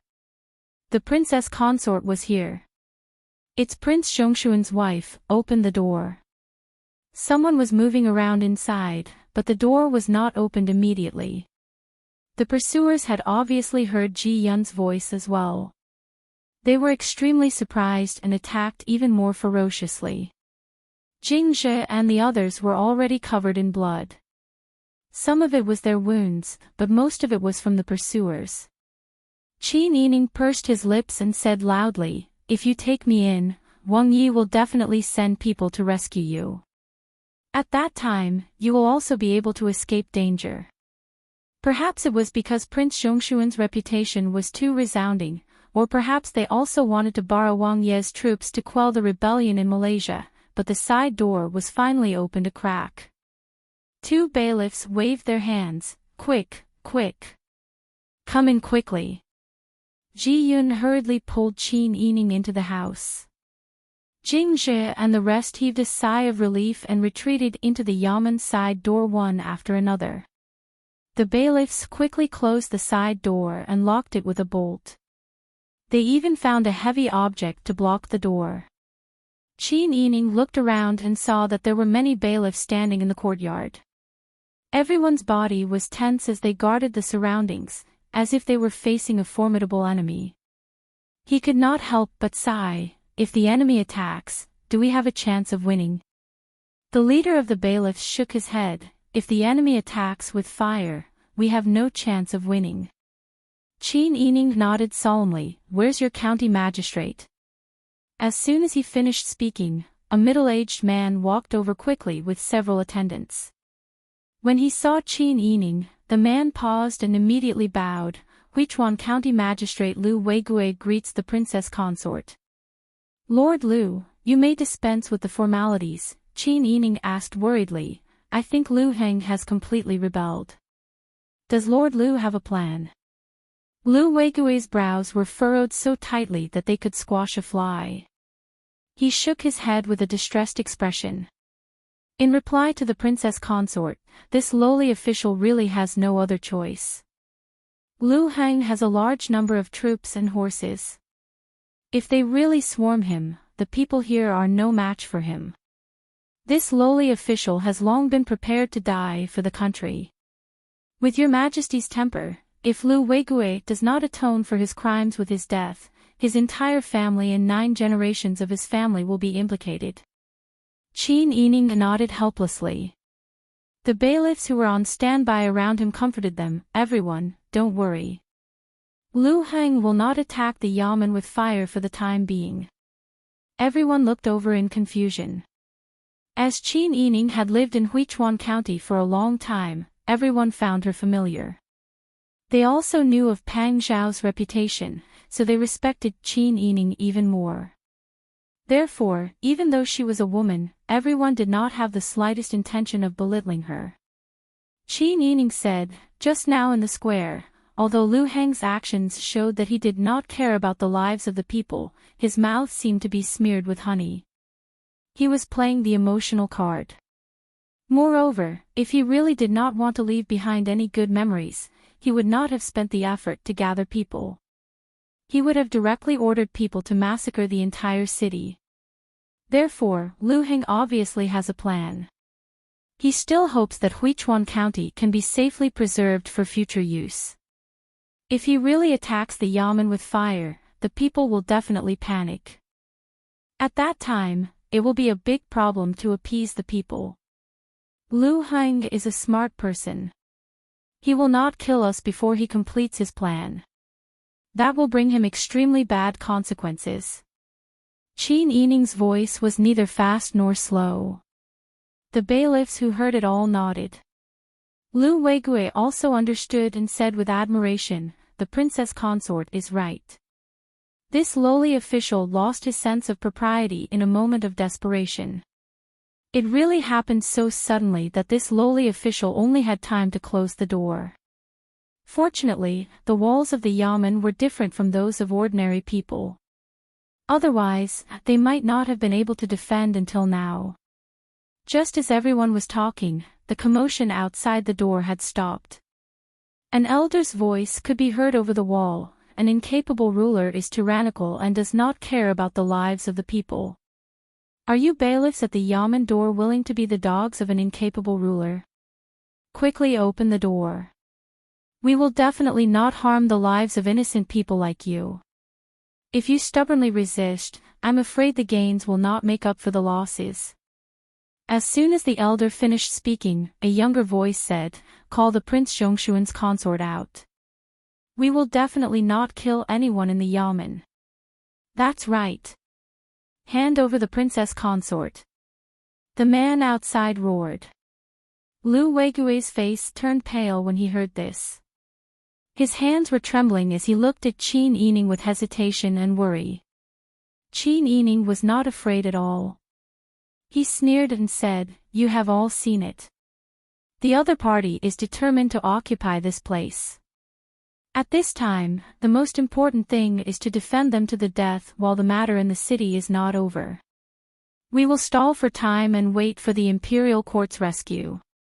Huichuan County was too close to the capital. There was also the imperial mausoleum here, which had been maliciously destroyed by fire oil. How could someone with Li Qitian's temperament tolerate this? If the rebels wanted to occupy Huichuan County, how could they just let them occupy it? Where was Li Qitian's prestige? Therefore, Qin Yining was certain that the reinforcements would arrive soon. Lu Weigui also nodded, "Don't worry, Princess Consort. We are loyal to the Emperor and love our country. We will definitely not allow the rebels to stir up trouble." His words strengthened everyone's belief. Everyone in the yamen door wanted to defend the place and wait for the reinforcements to arrive. Therefore, they were indifferent to the clamor of Lu Heng's men outside the door. They only arranged their surroundings more closely. When Qin Yining saw this, he knew that nothing would happen for the time being. He turned around and told Jingjia and the other 8 people, "Your injuries are not light.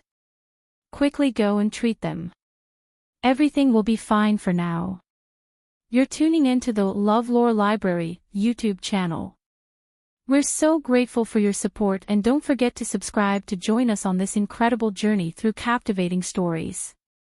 Your generosity through donations truly makes a world of difference, as it's the primary source of revenue that allows me to expand and enhance this channel for you. Thank you from the bottom of my heart for being a part of this adventure.